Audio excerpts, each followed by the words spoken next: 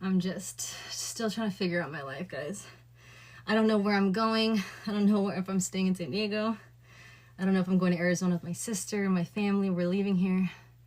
I don't know if I'm going to LA. I'm just trying to, I was just talking to Bailey earlier about it.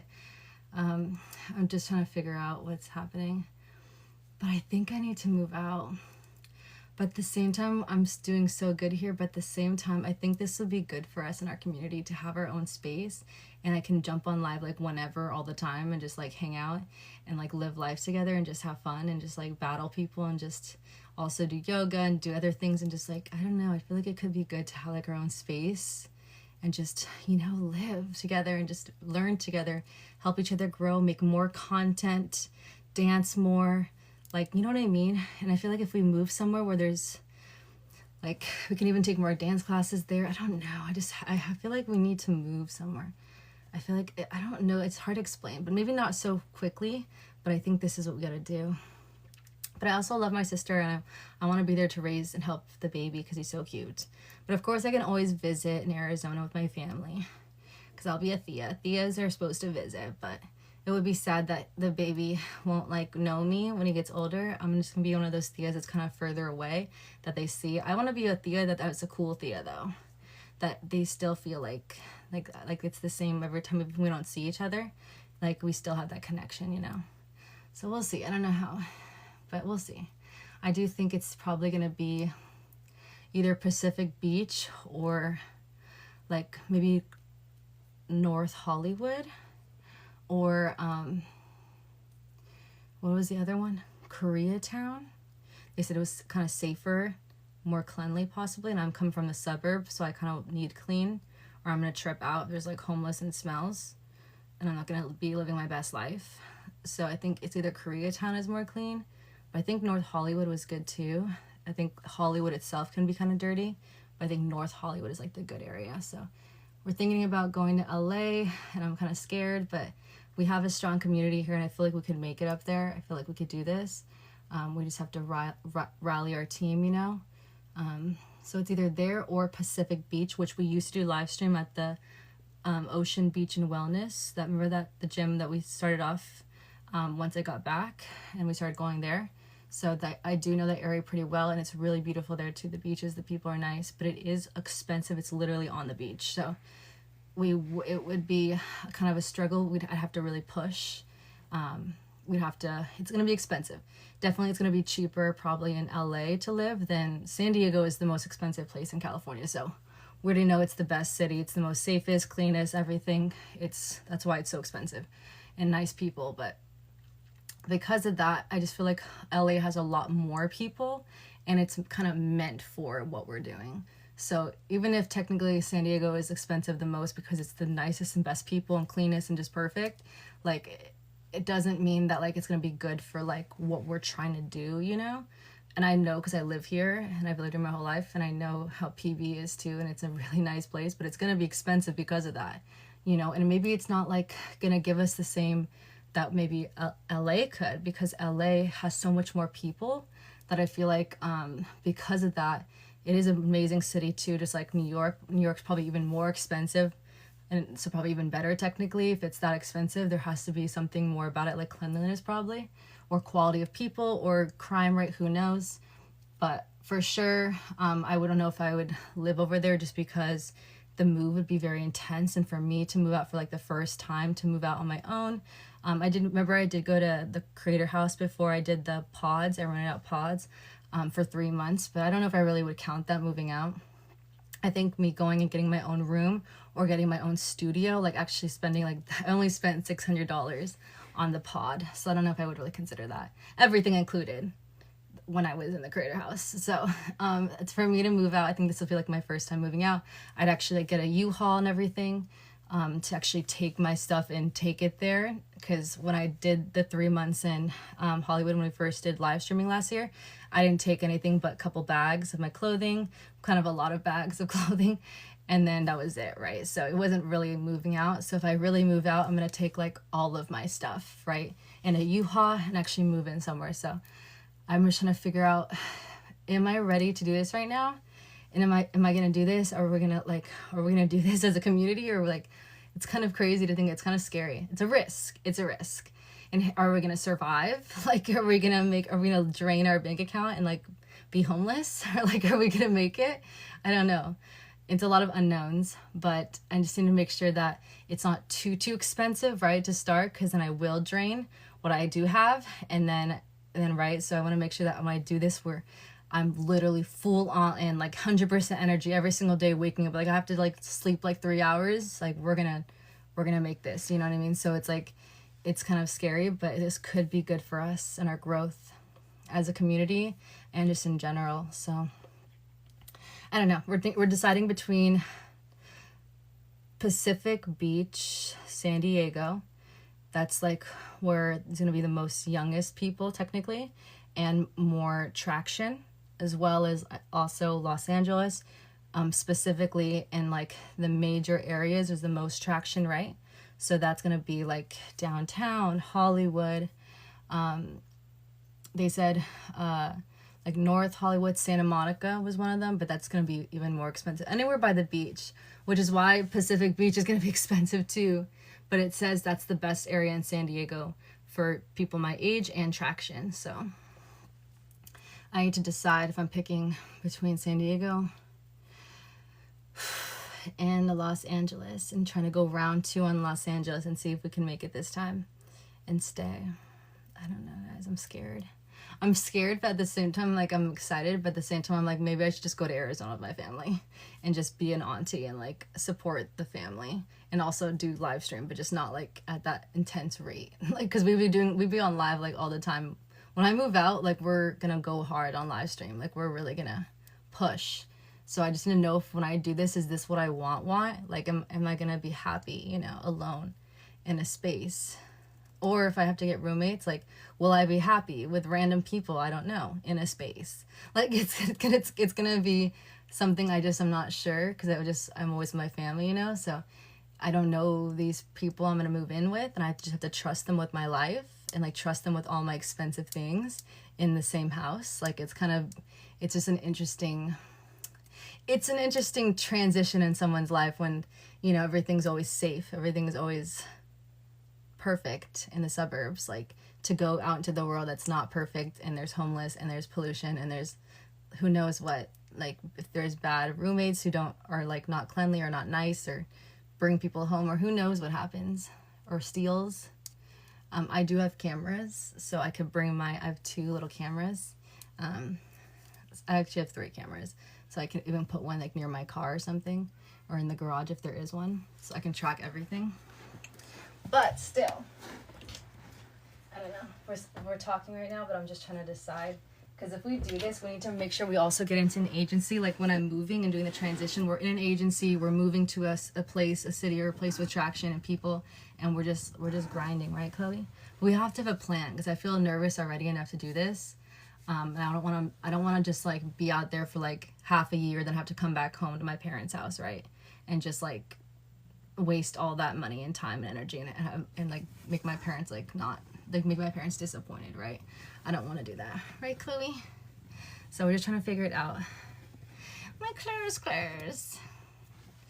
But yeah, it's like what's happening right now. And my mom's, yeah, we're just trying to stay with my dad too. He doesn't have a job right now, so we're trying to figure it out. They might be moving soon, and then when they move, then I'm for sure gonna probably have to move the same time they are, right? Because they're probably gonna leave this place.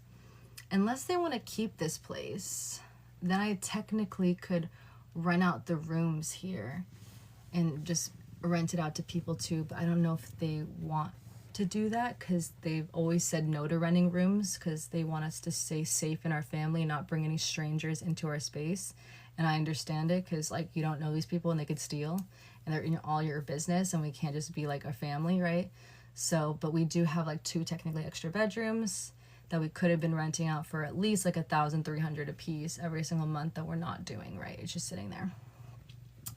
But if they did move, effectively, I could rent out each bedroom to people who are ready to move out, and maybe I could rent them out to creators too, that want to be creators, so then we can like make content together here. I don't know. There's there's so many routes I can go down right now, so we're just trying to figure out like what's the best route, and like what are we going as a community? Where are we gonna go? Where are we gonna live, Chloe?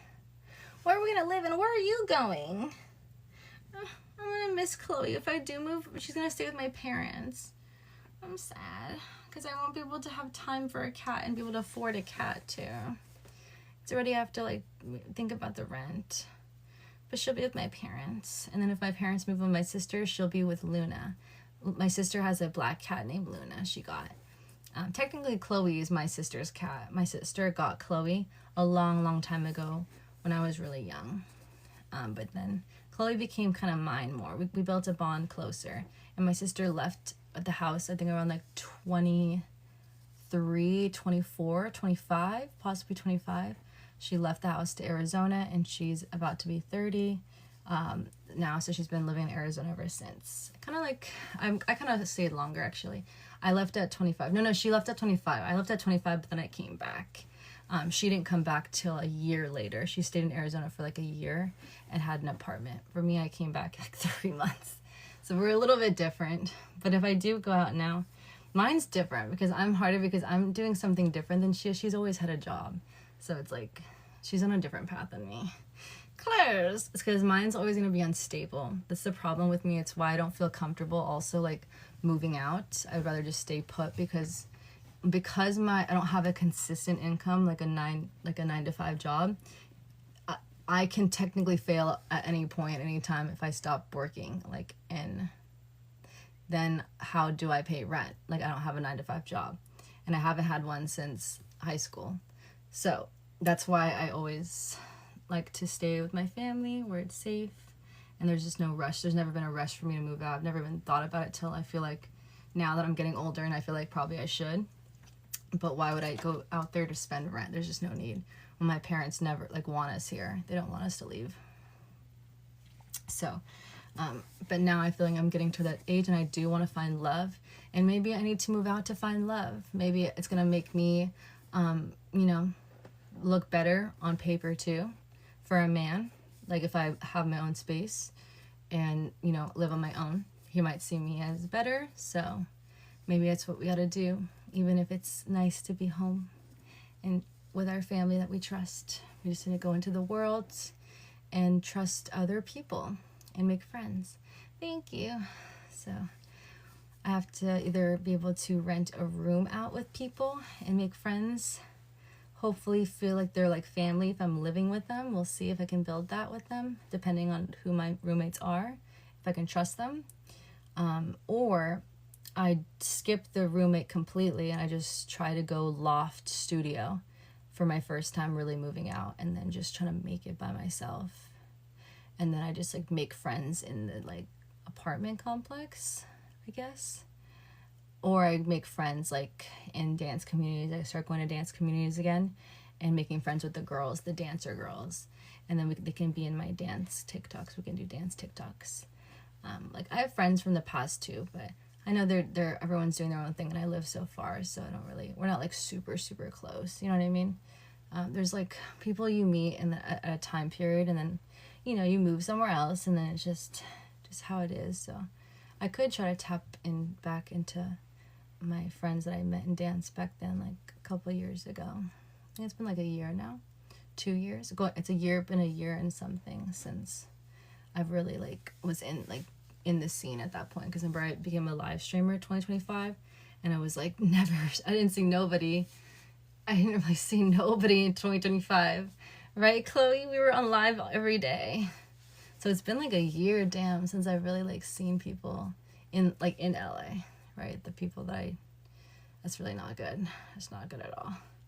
Clothes. I noticed things about myself is that I like lose myself in my work. I'm a type of person that like loves my work and loves what I do so much that I literally lose myself in this, and I don't even need to go out into the public to see people. Like, it's kind of crazy, but like I'm fine with it. The only thing I'm not fine with is me being alone and not having my lover. That's the only problem with it, is that I haven't found my life partner. But everything else is amazing. Like, I don't need to go out into the world really, but at the same time I should, because When you do that, you have these experiences, right? Like these memories, like you try delicious foods and stuff. Kind of like what we were doing in Bali, we were trying new places. It was like an adventure when we were traveling in Bali, trying new foods, seeing new places in a new land, in a new country. So it is good to have, to go out and explore sometimes. It's just, where I live, it's safer, but in some places, it's probably not as safe, so it's something to think about, and also you're spending money, and in certain areas it's cheaper. Bali was so cheap, so I was like spending it up, but in, like in California, United States, it's more expensive, so it's just about like, I guess, like budgeting and stuff and knowing what you can afford and what you can't afford, or just like working. Either you go and explore, have days that you explore and like spend money, and you like, I don't really know the combination just yet, but I'm gonna figure it out. But there's gonna have to be a balance of like me working, but also like having kind of like a social life, possibly on weekends. But I do love to dive myself into work, so we'll see. Or I live a lifestyle where it's like my work is my like life, if that makes sense. Like, because we are in a different situation than most people, right? Because our community is online, so technically, like, I'm not in the world with people, but like I'm not like not with people, like we're all together here. So it's kind of, it's one of those things that's, it's like, should I go out more in public? Like, I'm supposed to technically going out tomorrow. Will I don't think so. I'm not sure. Maybe we should. If it's sunny, maybe let's go to the nude beach again and get a tan. That was fun. That was one thing I did. It was 2 weeks ago, and I actually went out, and it was fun. I liked it. And I got a hike, and I got really sore because I got to get a full-on hike going down the whole cliff and up the cliff. It's a workout. It's a workout, and you get a beautiful tan that's like seamless throughout your body. So I couldn't actually go tomorrow, but I have to leave at like 10 o'clock because that's when it starts to get the hottest, and then I probably leave around like by 3 o'clock, 4 o'clock. We'll see. Chloe, she's laying here with us. But that's what's so cool about San Diego that I'm going to miss, is that we do have the nude beach. And I don't think anything in Los Angeles has that. But San Diego has like everything. It's so sick. That's the one thing I'm going to be sad about. No. If I think of it, I'm not going to want to go up to LA. What do you guys think? What do you guys think? Hold on. Let me put the comments on. Do you guys think I should go to LA, or do you guys just stay in Pacific Beach, like over here in San Diego, where there's like a lot of amazing things in San Diego? We have seals that you can see at any time of the day. In La Jolla, we have free zoos, seals on seals. We have the like La Jolla Cove. We have OB, which is a beach filled with just everyone doing music and doing like calisthenic things, walking on strings, fire shows every single Wednesday. All of this is free. Everyone that's young comes together. There's a whole farmer's market, tons of free samples, and then free shows.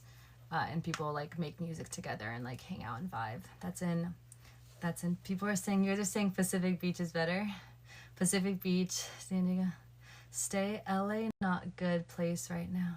Stay, you say. Really? Oh my god, you guys are all saying San Diego. Wow. For some reason, I thought that you guys would say LA, because like I feel like there's so many LA streamers on TikTok right now.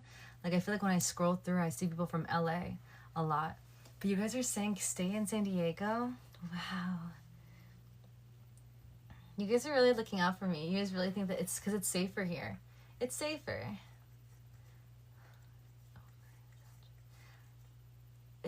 It's a little oversaturated.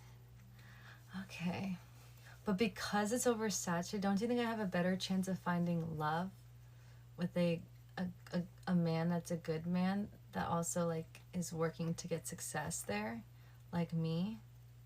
And because you go to Los Angeles to get successful and to make it, don't you think I'd find a man that's kind of similar to me that also wants to be successful and make it on social media, on TikTok Live?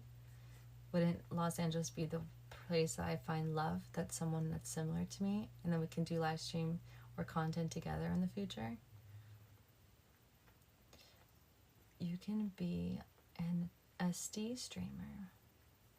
Oh no, that's womanizers in LA. I don't know, everything is fake in LA. Even the love. No. The love is fake there. They love and they fake love to each other. It's not real. They're just using each other. Not forever. Do you think that there's a smaller percentages of marriages there and relationships than San Diego? But then what if all the good men are taken here in San Diego? I never see men around here. They already have girlfriends. LA is overrated. Bella, I feel like your expectations are too astronomical for a starting up influencer. True. High percentage of divorce in LA. Oh no. Horrible. Might find love, but more likely trouble. Why are all the women that's on here living in Cali? That's pretty. Thank you, Derek. Follow your heart. My heart is saying that I had the most fun in my life was when I was in when I was in Los Angeles. But it also had some of the worst times of my life. I got thousands of dollars stolen from my car 3 times. So it's been really sad times and really tragic times. But also some of the best moments of my life have been in Los Angeles. So it's such an interesting thing. Texas welcomes all Cali residents. Oh, Derek, you're so cute. Texas? What's over there in Texas? 3 times? 3 times. One was like $3,000. Another one was like $10,000. Another one was $5,000. Literally, I think it was like 5 years. In a matter of 5 years. Horrific. Chloe. That's when I stopped buying nice things. Now I don't buy anything. Literally, it's tragic. I didn't get to read it. It went too fast. There's nothing in Texas. I don't want to go to Texas. I want to go where there's people that are living. And they're living life and they're having fun. A lot more influencers moved to Miami. Okay, so I was thinking about Miami too. But the only thing is, the heat is the same thing as Bali is what I went through. Remember on livestream, I was like, guys, I'm like itchy. So I realized my skin does not do well with the humid heat. I get itchy. I start breaking out on my body. I don't get body acne ever. Never been someone to get body acne. I got body acne on my back and on my lower back. I was getting acne. I was shook. I literally had to I went to my dermatologist the moment I got back to San Diego. I made an appointment to get pills. I still have the pills. I took them and now I'm taking birth control, so I can't take them together. But I was breaking out. It's because it's so heat that I sweat. I don't know why, but I sweat pretty easy. So with the heat, I'm not used to it because I grew up in a really nice area. So I'm not used to it, so I sweat even more. And then it gets sweaty and dirty, and I had to take showers like 3 times a day. And it's just hot. I can't do it. I grew up in a little perfect city, which is Poway. It's a suburb, so it's always great weather. It only rains like 6 times a year or less. And then besides that, it's just nice weather. So it's not even by the ocean or anything, so we're like in the mountains, so it's even better. So I can't do it. I can't live in the humidity. I could possibly do Arizona because I've been there with my sister. My sister lives there and I can handle it. It doesn't make me itchy and I don't sweat. It's hot. It is hot there too. But I'm not like dripping and itchy and breaking out because of the wetness and the burning sensation. When I work out, my skin gets extra hot. And when my skin gets extra hot and the heat at the same time, that's why it burns and itches. Like literally on live stream in Bali, I was like trying to not itch myself, but I was burning and itching while I was doing yoga on some of the, if you guys saw on my YouTube, I have certain yoga streams of being in Bali. I was literally itchy, guys. I just noticed. I didn't see. Oh yeah, I changed it back to Bella Bells, guys. I feel like if we're gonna go hard on TikTok and build our team up, I don't think I should have killed our name. I think we should stick with our same energy as 2025, which is Bella Bells is our alias name. It's our name. It's my name for creator here. But we weren't doing it. We weren't going to do TikTok this year. We were going to do YouTube. But now I miss you guys and I want to talk. So I think we should go hard on TikTok again. We should go round 2. We're going to try to make it here on TikTok. And if we can't do YouTube still, I would like to do it because I'm not going to give up on that dream. It became a dream out of nowhere. So now I kind of want it. So we can try to do both if we can, if it's possible. I don't want to stress myself out though. But just by listening to you talk as a man, you're out of my league. And I make close to $78,000 a year. That's amazing. You're doing good, Randy. I can help you learn things. I think a league, the only reason a league is there is because of knowledge.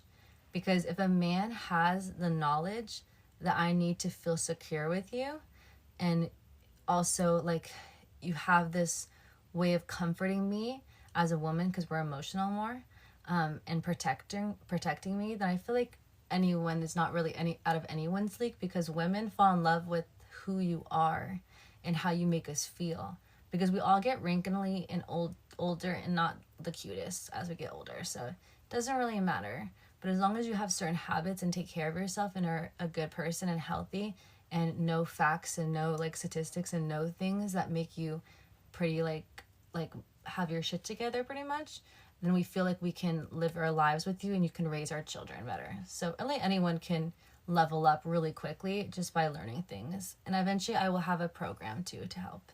But I do calls. I miss what you were saying. ASMR? Yes, someone booked an ASMR yesterday. Someone booked my FaceTime on my Stan Store. I have a website. This is called Stan Store. And he booked it yesterday. So we're doing it for tomorrow, Saturday. Saturday. We're doing an ASMR. I don't do ASMR anymore. We used to do it on livestream. But now I'm doing it for like one-on-ones. And then also the Discord has some other type of live streams. If you're interested, it'll be in our one-on-one live stream section. It will not be on my website though. So if you follow our Discord, you guys can see those if you guys like those ones too. Not all women fall in love with hard working men. You're just fair. Derek. I think that they could fall in love with hardworking men.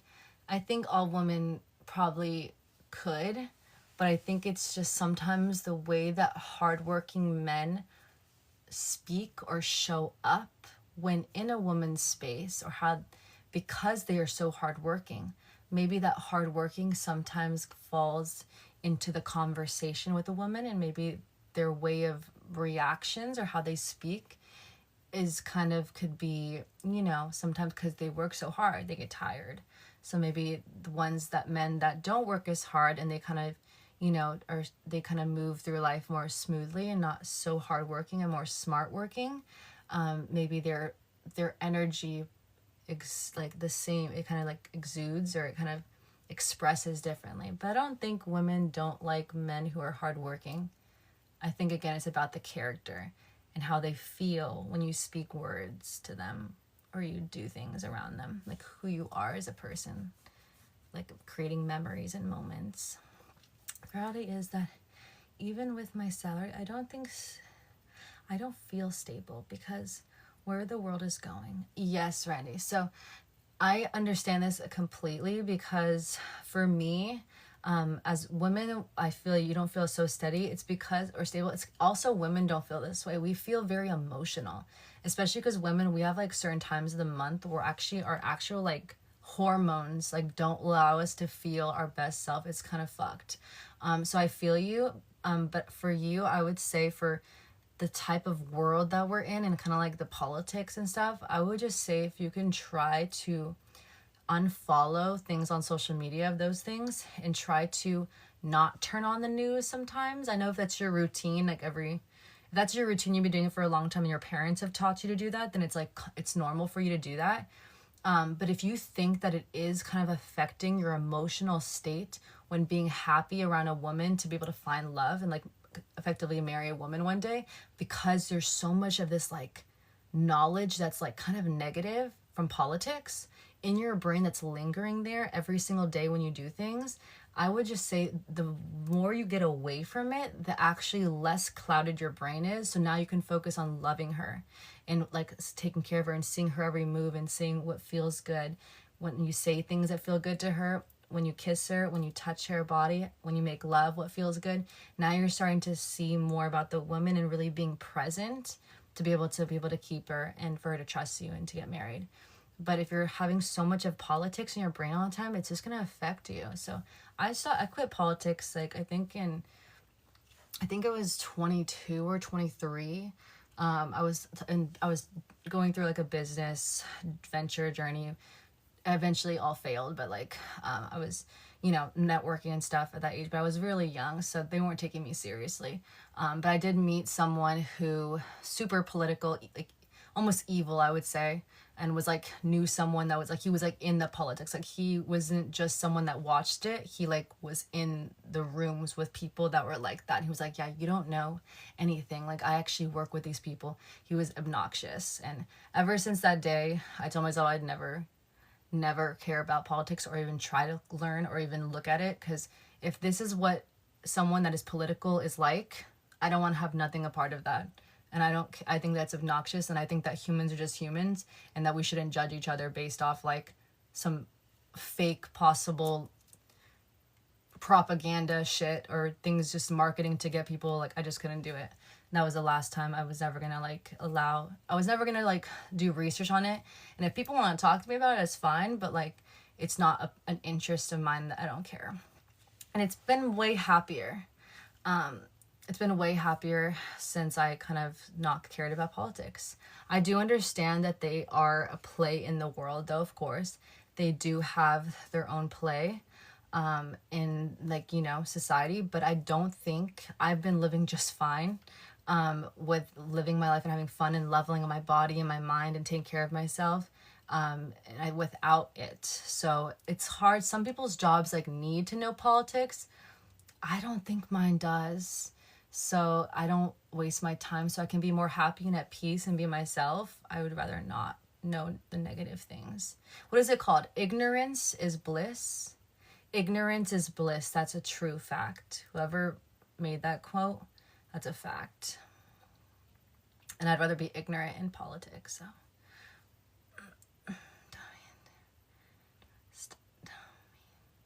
What does that mean? I can't read it. Thank you for the rose. Thank you for the follows. Frustrated, not taking to a woman seeking understanding from a man. I don't know what this is. You guys are saying. Frenchie, thank you for the hands and the hearts.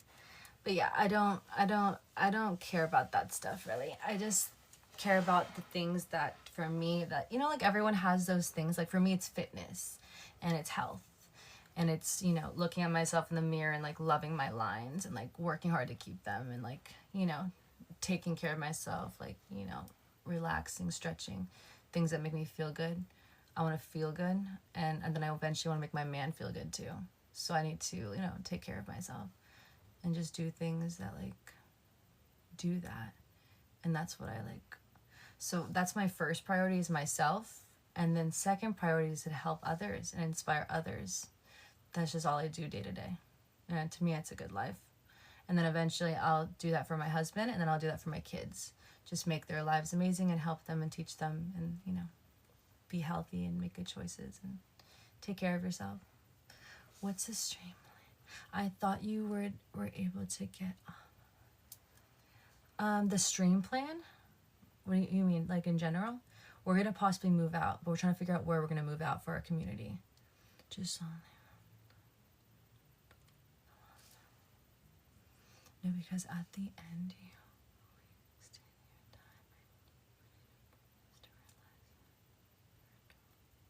time. Yeah. No, because at the end you wasted your time. Oh, the women are not loyal? No, it just means that wasn't your woman. It just means that you connected with a woman that wasn't your person.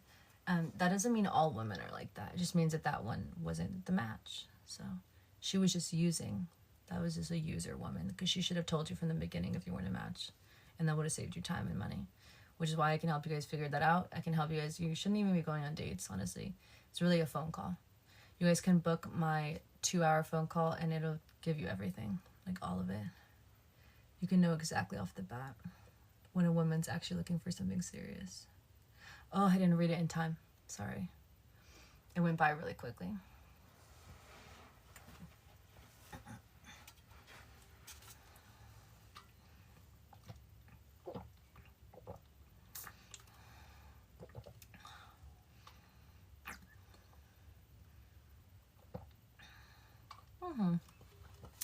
Everyone's at different points, yeah. Some people want to learn about love, which is why I'm here to help. And you know, some people want to learn about stocks. Yeah, it's just, I learned about stocks at 1.2. I invested in stocks since I was 18. I doubled my money in Winstock. I bought it at 52 and sold it at 100 and it was like 30 something, 120 something. I forgot. It was years ago. I got in at the COVID time, so I put 35 grand. Sorry, I put an extra 5,000. Technically, I put 40 grand, I believe, because I was scared, so I didn't put all of it in. And then a couple of days later, I put the rest in, which was a bad idea. I should have been brave and put all of it in, because I would have made way more. But yeah, I did learn about stocks. That was 2020. I was 20 years old. Everyone goes through different learning, so my program, once I post it, will always be there, guys, forever. So whenever you guys are ready to learn about that phase in your life, maybe you're in the money phase right now, maybe you're in the learning stocks, maybe you're in the learning investing, real estate, the list goes on of types of things to learn in this world. But when you guys are ready to learn about high value wifey material woman energy and how we trust and want to give like our hearts to you and why we'd want to go on a first date with you, and like we don't waste people's time, we don't waste men's time, we don't waste like our time to, you know what I mean? If you do want to attain someone that's very special of a woman that will take care of you and never divorce you, then I can give you the recipe of things you have to know. You have to know these things before you can even go on a date. Because if you don't know these things, your energy can exude the same way that another man does. And I can explain psychology, but this is in the future, guys. You don't have to, I don't even have the program out right now, but I do have the one-on-one calls out. But this is in the future. Be honest, would you date a person that works at the morgue for a living? I don't think the job matters. I don't really ask. If you guys take my call, you guys will see.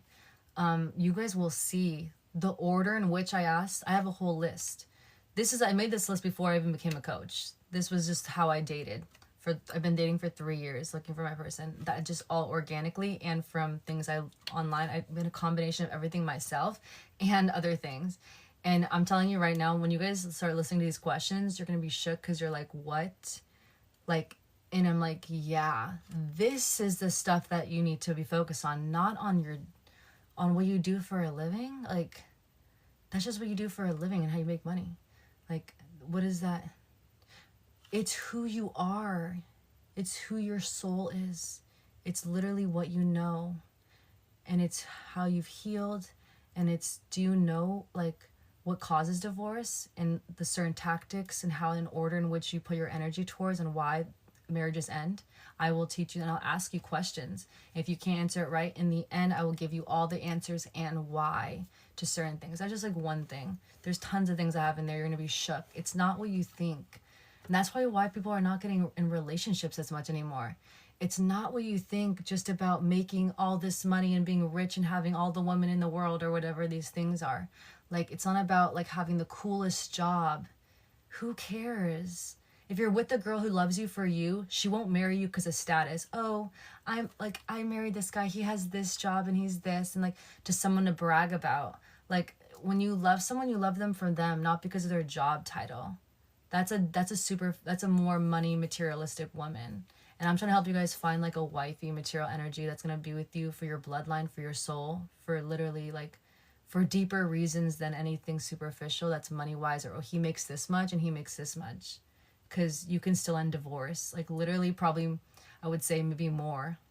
Because especially, like, they probably are, like, I don't even want to know. But I've heard things, but I don't want to touch on things I don't want to say something unless I'm fully for sure in it. But all I'm trying to say is that, like, yeah, I would rather not, like, I would rather see someone for them than, like, what they do for a living. Like it's the soul and what they know and who they are and how I feel around them. And if they're mature, and if, like, you know what I mean? It's that feeling in your heart, like, it just, like, flutters because of how they make you feel, and safety, and the things they know that you feel safe, that they're going to lead you in the right direction in life, and you don't have to stress or worry because they're the man and they lead, and they have their shit together. They're going to take care of it. They're going to make sure that we prosper and we're happy and our children are happy too. So it's not really about, like, the job title is what I would say to that. What's the plan for the rest of the night? Oh, for the rest of the night, we're finished, labs. We're finished tonight.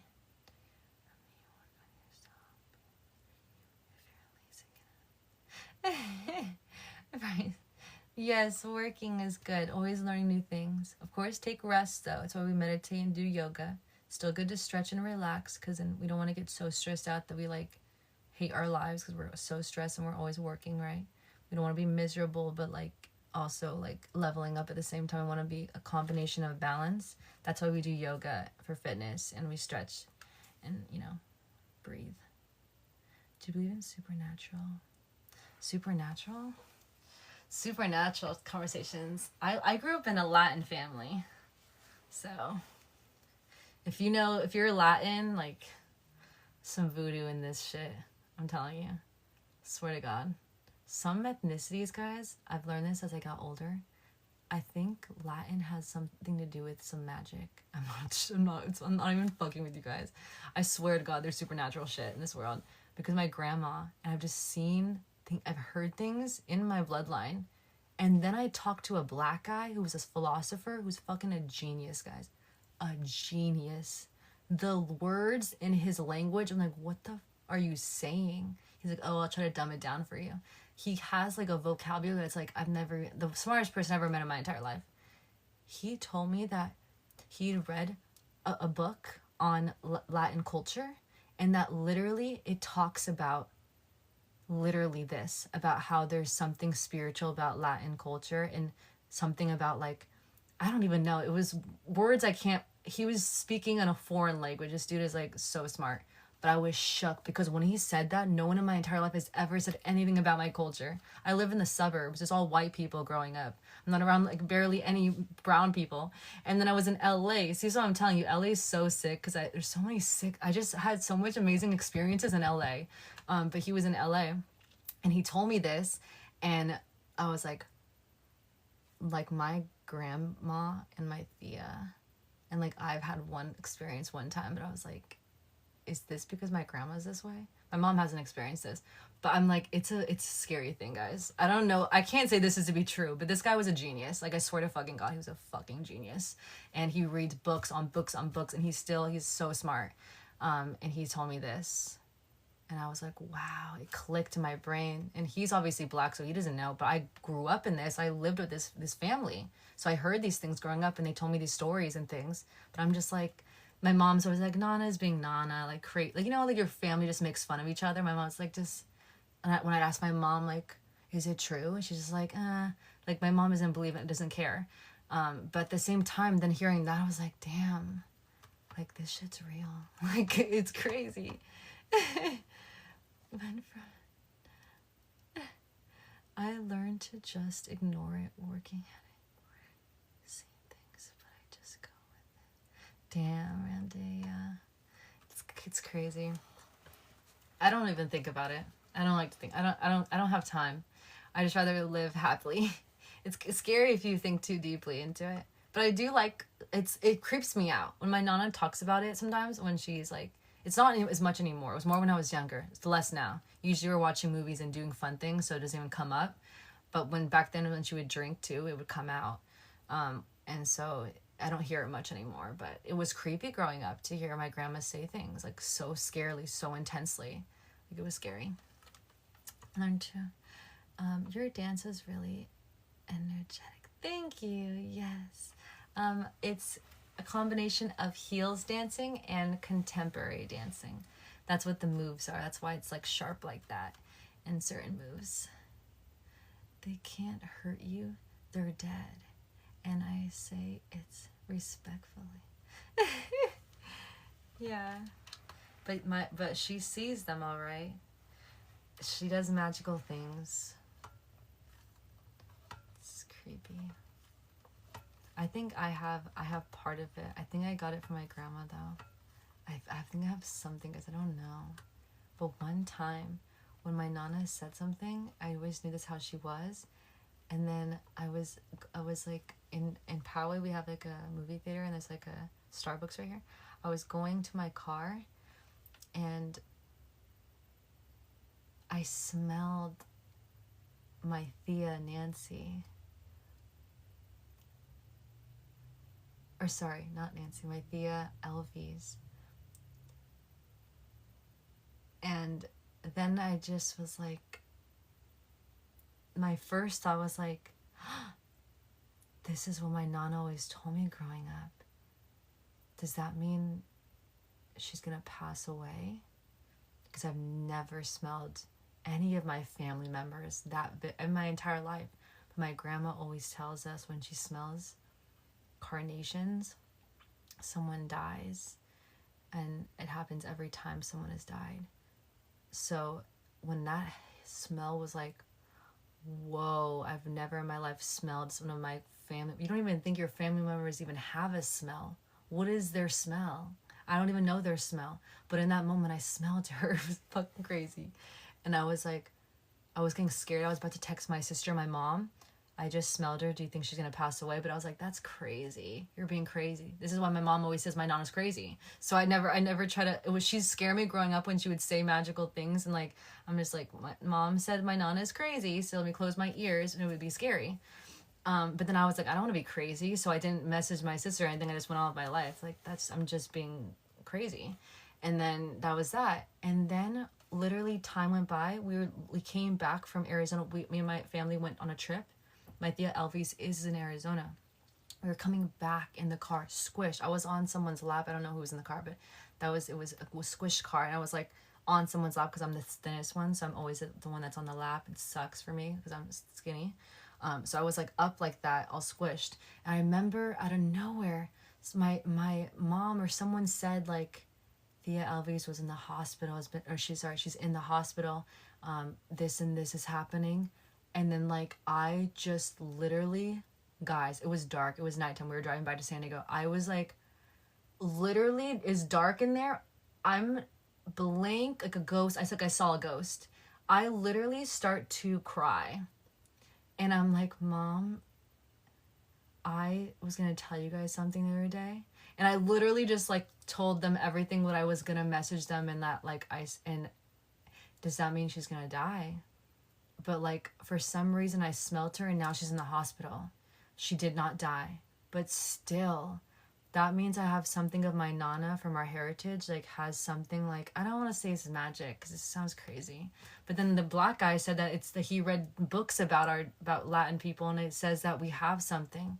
I don't know. These things are crazy. It's scary to talk about, but it could have been a coincidence. But at the same time, in that moment, I literally started crying because I started getting scared because it was real. So I don't know. Who knows? But it's creepy. Actually, smell this. That fear. It's real. Really? If I hold that fan since you started Hollywood. When you try to talk to a rich boy, Bella, I have been your man in Hollywood. When you try to talk to a rich. Which rich one? What do you mean, rich boy? Which rich boy? You were there since Hollywood? You were there when we were dancing in the beginning? Hey, Cody. I hope you're here. Hey, loves. It was at the Hollywood house, yeah. Randy. You saw me at a Hollywood house. Oh, you mean at the Hollywood, like the creator house? The one we had the pods? I was living at the pods, right? You lived in the pods? He was so nice. You said he was so nice. Oh, the white boy. No, he wasn't rich though.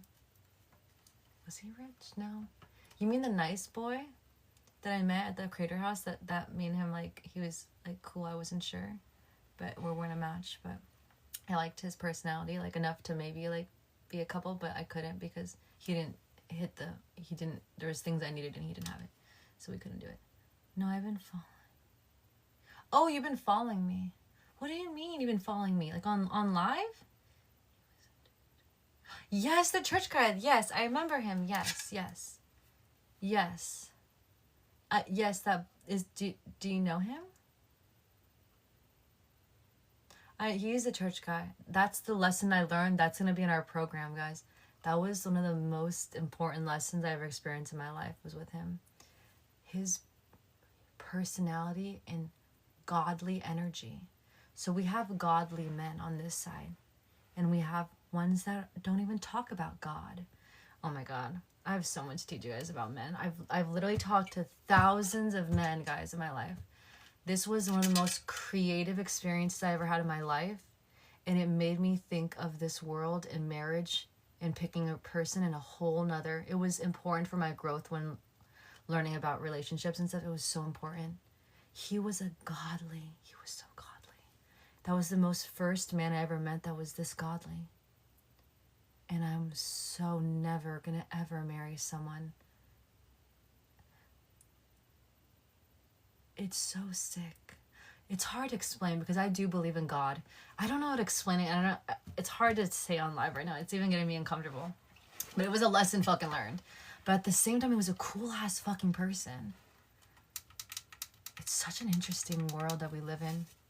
This is why you can't just marry anyone, because you can marry them and get divorced. Like, that's why the percentage rates just suck. Because if you don't really dissect people, you make a choice based off, oh, well, he's this and he's godly, and he's this, a great family with the whole farm back home, so they have money, and he's amazing to me. You have all these, and then you get married thinking, and then you get divorced. This is why I need to help you guys first of as men, but also women need to not like just say yes to every man and then end up divorcing them, because you have to learn everything about them, because they might seem a way and then they're one of the worst because of their actions and like their habits, and that means their self-esteem is fucked, which means your children's self-esteem will be fucked once you marry them and you have children. It's crazy, guys, but it's hidden, and it's like I can't say people's business, so I'm not gonna say it, but it's just like it was a lesson learned. But he was a very beautiful guy. He was handsome, beautiful blue eyes, beautiful hair, smelled delicious. He was gorgeous. Came from a great family. They had a whole farm and everything, a whole brand, a whole company for like, I think it was like milk and stuff. So he could just go back home and be with his whole entire family, this whole ranch.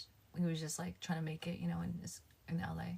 But he was chilling either way. He's going back home if he didn't or not. Like he's gonna have a good life. And his wife will eventually, technically, but there's things about him again. So this is why I'm going to teach you guys so many things. So there's going to be great times for the woman's life, unless he gets his shit together and figures out and heals himself in that category that he's not, which actually it's so horrific. Actually, his wife will suffer in a way, but she'll be there because he's stable, but then she'll still have to suffer. Maybe she'll cheat, but she won't tell him. And then maybe she'll just leave eventually. I don't know. Unless he can get his shit together, which I wish I could, teach him. But when you're too close to some people, you can't teach them. That's why it's good that we have this space sometimes, so I can like actually help you guys and do coaching and have the program. Because if you're too close in the environment, people, they will not learn from you, because now they see you as like an equal friend, and you can't get through to people like that. It's too late. Like, it's like I only can do so much when I'm like, you can only do so much. I was trying to, but then it was like, I'm not ready yet. I'm not ready. I can't just change like that. Like, it was like, I'm just trying to help you. I'm not trying to force you to change right now. But I can tell, because we're close now as friends, we're closest friends, that I can't get through to you. You're going to see it as a defense mechanism, because we like live together and we're friends, So it's just, that's why it's good that we have separation for our community, so I can help more men too. It's not like we're all like hanging out every day together in person, because it would just change the whole dynamic of you guys trusting me, and like I can't get through to you. I can't help you if we're too close. Just like they say family can't help you. Your family knows your problems, but they will never help you because you won't take their help because they're too close to you. It's the same idea. It was crazy. Thank you for bringing that up. That was a good thought, because if I do go back to live in LA, that was one of the greatest, like, most, like, sickest, like, beautiful, like, literally heaven to talk to him. Literally godly, like, it's heaven. I'm talking to a priest, like, heavenly. Like, I just want to, like, take care of him and massage him and hug him and cuddle. He's so cute and hot at the same time and godly, but so much on this other end that I'm not going to say because I'm not going to say it. So much knowledge is lost, so much inexperience. I would be miserable. I would cheat because I'd be so miserable that I could never be a match, even if he's, like, perfect. It's just fucking crazy. This is why I have so much to teach you guys, because you can have so much things right now, and that's why you're slacking in this area, and the women aren't telling you because they're just on to the next guy. But I'm here to coach and tell you guys. I can actually tell you guys what that piece is that you're missing that could be, like, everything and the reason why we don't trust and want to, like, have babies just yet with you. You know what I mean? It's fucking crazy. This guy was, like, so cute and hot and, like, I don't even explain it. Just an amazing friend. I just, like, wanted to, like, stay up, like, till 4 a.m. just to talk to him. He's just sick as fuck. So cool and cute and trustworthy. But then, it's sad. I know, though, when I met him, how that's part of the way I'm going to raise my son one day and my daughter. It was so crucial in my growth to meet this man. As we go in this, as I keep developing and talking to more thousands and thousands of men as I get older, I just keep adding more things to how I'm going to raise my son one day. Also how I'm going to raise my daughter one day too. Because you can be so good in one area as a parent because they fucking did great. He has great ass parents. They did amazing for him, but they messed up on one point that's now affecting him so hard. Ugh. But it's so good I met him. I'm grateful for him. I'm grateful. He's cool. He was cool. Maybe it's not a bad idea to stay at your folks for the time being. Gas gonna go up. Sure. Randy. It's so comfortable here. I feel like heaven here. It feels like peace because there's just no worries. But at the same time, maybe I'll have better energy and higher energy when we're out there, like, hustling. I'll be out there, like, we gotta, like, make money. Maybe we'll be more, like, high energy. I haven't seen you in so long. I didn't even know you still did lives. Oh my god, Cody, you're here. You're back, Cody. Oh my god, everyone's fun. I remember, Cody. Where have you been? You found us again. I'm so happy. So what happened is we lost both accounts. It was 72,000 people gone in a moment in time. And we just started developing this new account. And we're trying to see if we're going to go back to doing TikTok like we used to. But I think I'm going to move out so we can just try to go hard and try to make it in our own space. And it'll be scary because we're, like, losing money and we're not sure if we're going to afford it over time and we're going to, like, be homeless. But at the same time, maybe we will make it. And we just throw ourselves into it and see what happens. I know it's the plan right now. I don't know where you've been. Oh. My old accounts, they're done, Cody. That's why they completely took them offline completely. There's not even a trace. That's why. What about YouTube? Yeah, YouTube was our goal for 2026. I technically kind of already meted a goal, but I'm trying to figure out, like, honestly, I haven't looked again. I need to look again since Arizona. But I think it's supposed to, like, I think there's supposed to be, like, ads or something. I don't know. I'm still new to that. This is a new goal that we did for 2026. I don't really know what I'm doing, but I'm gonna figure it out. There is this one guy that emailed me that said he can help me, but at the same time I want to make sure he's not a scammer person that's just trying to get, like, $500 from me and then tell me what to do on YouTube and then not really help me and just tell me and then I don't do it and it's just, like, a waste of money. So I need to figure out if this guy is, like, actually real and he can actually help us with YouTube. What about streaming on Twitch or or Kick. No, I like TikTok. I realize, remember we tried to do the other one, I don't like it. I know this one better. I still don't even know this whole software as that well. We have to learn about the gifts again. But I think I understand it a little better and I like it. I just like TikTok. You dyed your hair? Yes, I'm different. Oh yes, Cody, did you see my new hair? I got a balayage for my birthday. Now, Cody, I'm a teacher for yoga now. I'm teaching, well, like I always did fitness, but now I'm doing yoga sculpt. So more like relaxation for stress relievers for women and men. So it's more soothing of a workout, but also still growing muscles and targeting what we need. And also I'm doing a dance instruction, like teaching dance only on 1 day a week. So I'm not dancing every day like I used to. So it's not about like entertainment right now. It's more about like education and helping people to feel good like I do. It's been good, Cody. I've made a huge life transformation recently on my birthday. I just turned 26. It's been good. We've been just slowly grinding. I kind of really did good on YouTube. We kind of just tried it, and now it's like just blew up. So it's doing really, really good. I didn't really know what I was doing. I just kind of did my own strategy. I started to strategize last year, 2025, around like Christmas. November, I was trying to figure shit out, and then I just was like, once January hits, we're going hard. And then I went to Bali. It didn't work. I thought I was gonna move there. It didn't work out. I thought I was gonna live there and live my best life, but it ended up being kind of polluted, and I got sick from the food, so I felt like the food wasn't as clean. And also they did this there, and so I can't. My lungs are too clean for that. I couldn't live there if everyone's doing this. It was disgusting. So it ended up being not a no-go. But yeah, the YouTube's doing good now. So you teaching both dance and yoga? Yes, that's more what we're doing now. Yoga streams and teaching, and then I do series now too, because now that I'm developing YouTube and I'm going hard on YouTube, I decided I wanted to just help people as one of the accounts. So we're doing like the normal Bella, just me, personality, lifestyle, not so teacherish, just me, my normal personality. And then we have a second channel that's more like informative teaching. So some people don't really care. And then some people just like mostly want like just the regular me and like lifestyle, like yoga, dancing, like vlogs, like things like that. So we have 2 different YouTube channels right now for 2 different versions of me, different sides of me, of my knowledge. And yeah, we still do I took a little break, but we're still doing men's coaching. So I still have our one-on-one coaching like we were doing last year.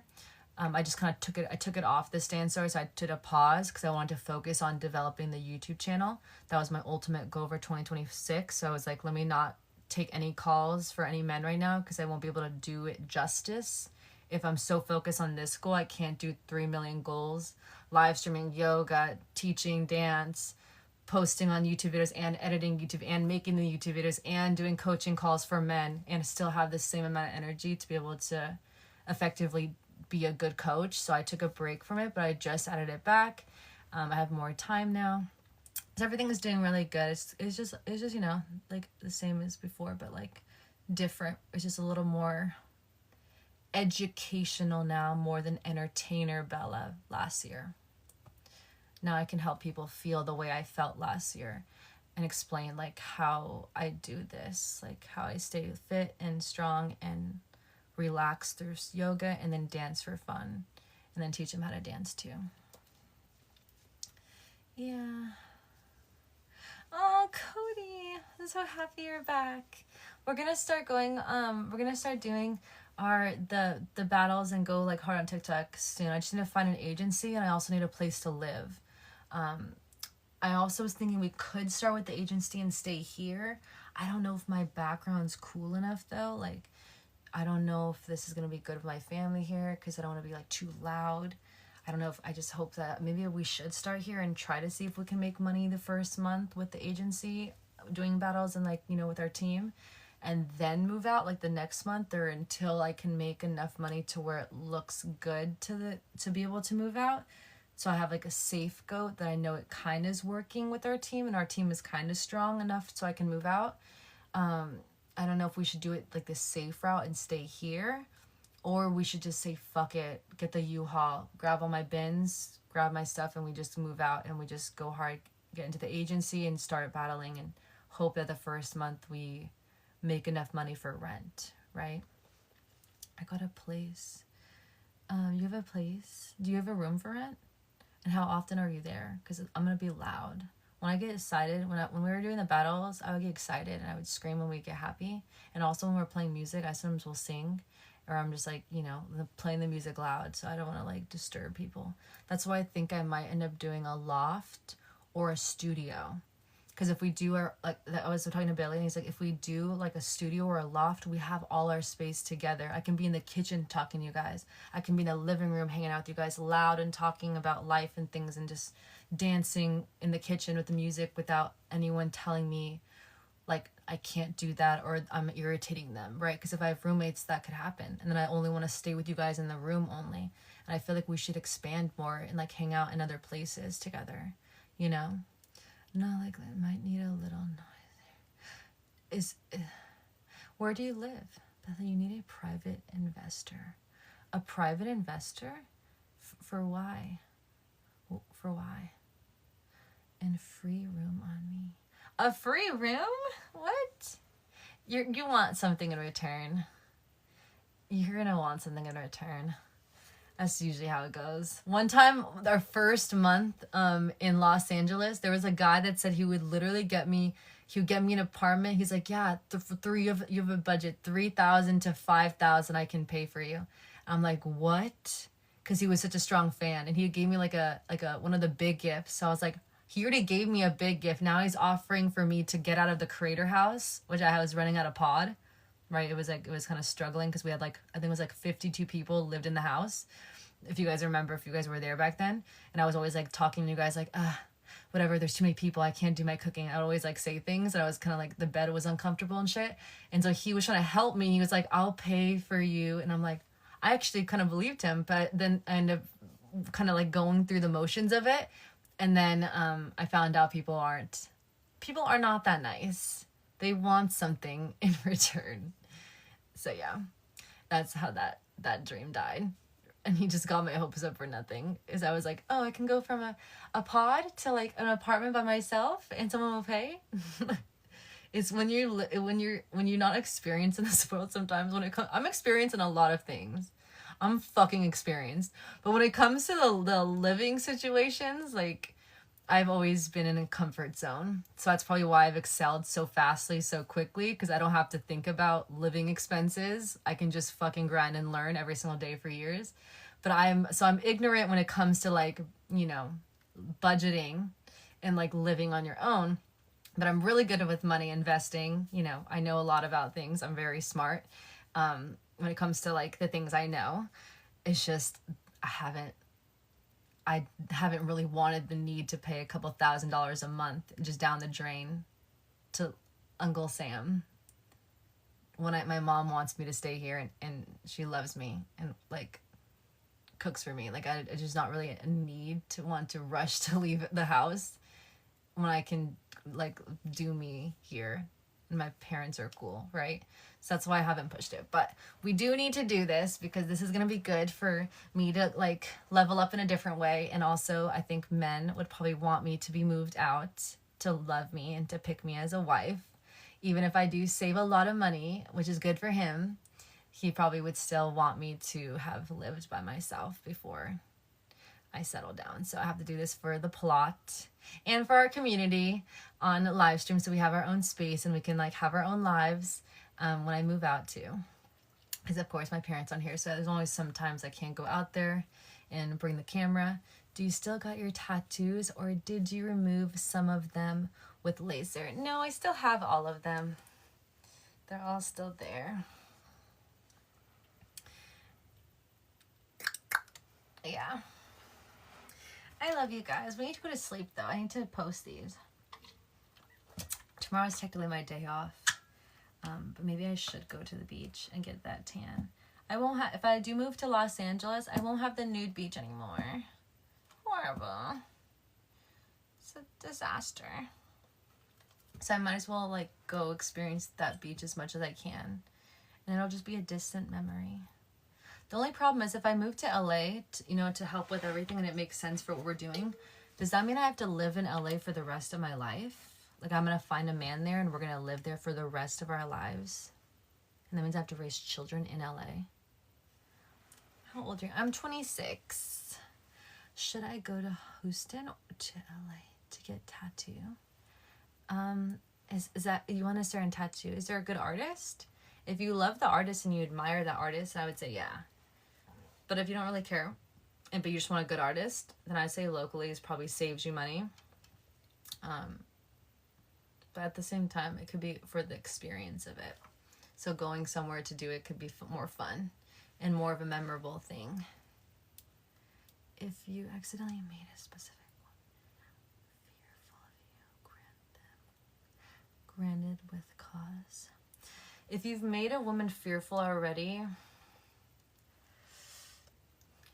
I would say book a call with me. That's like, that sounds salesy, but like that's a fact, because I think that I need to level your brain up, because that's the only way that you can effectively go back and win her heart. Because if you don't have the knowledge that like levels you up so that she is so impressed by you that she's like, I have to marry you now, like, then why would she give you a second chance? Never. Especially if she knows her worth. If she knows her worth, then she wants a fresh, beautiful start with another man that's just like a fairy tale movie that it's supposed to be from the beginning, where you almost know you're going to marry this person from the beginning, because that's how compatible you guys are. That's how good this person is. It makes you feel. So most women want it. And also remember, recent studies show that women's brains, we have something, don't quote me on the actual word. This is a science fact, but I didn't go to like, I don't know all the parts of the brain, but I think it's like the frontal lobe. We have a specific liquid that comes and exudes, like it clouds the mind. It releases. That's how they explained it. I don't know the exact terms, but pretty much the study is that part that exudes, or that's there, that men don't have as much of, but ours is released in our brains. That means that women never forget. So you have to be fragile with women's minds, which is why some women get really traumatized and we don't want to love and we stay alone, because our brains never forget anything.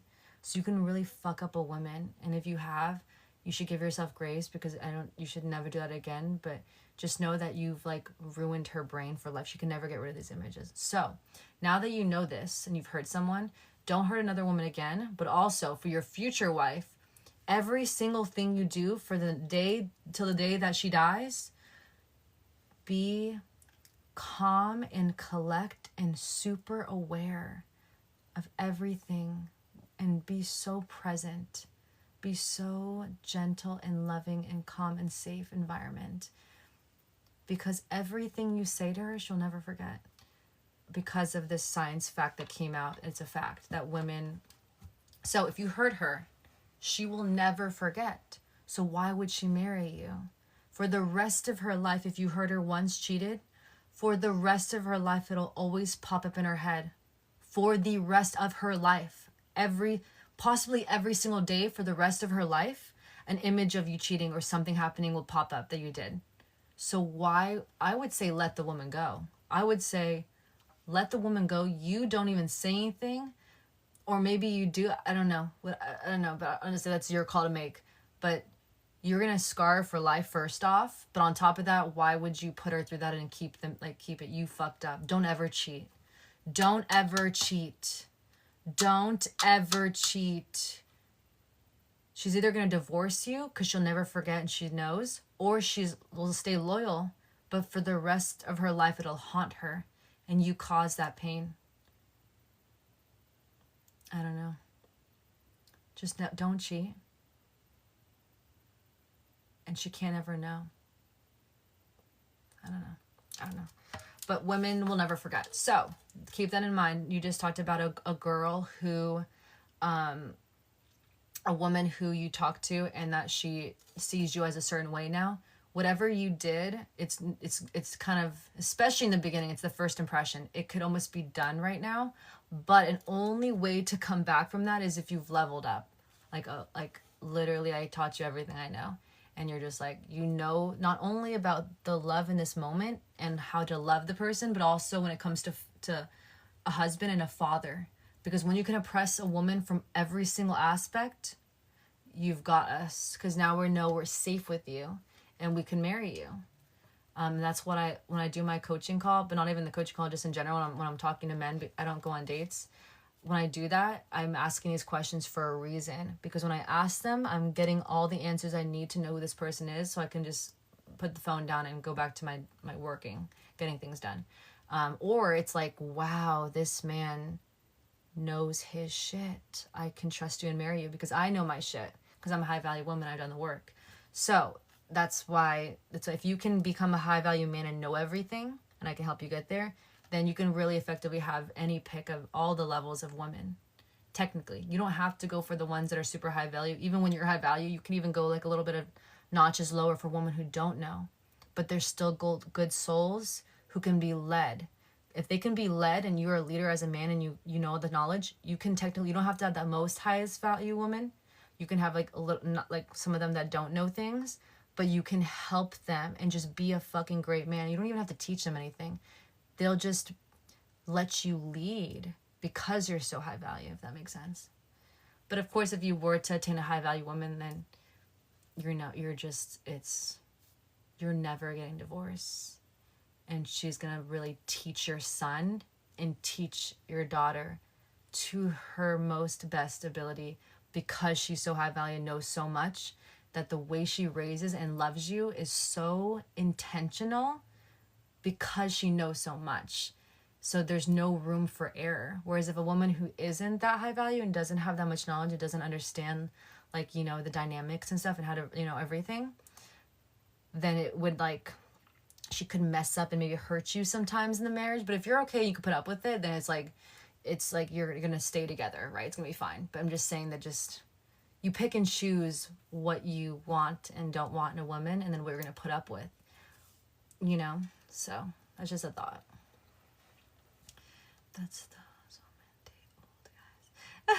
That's why those women date old guys.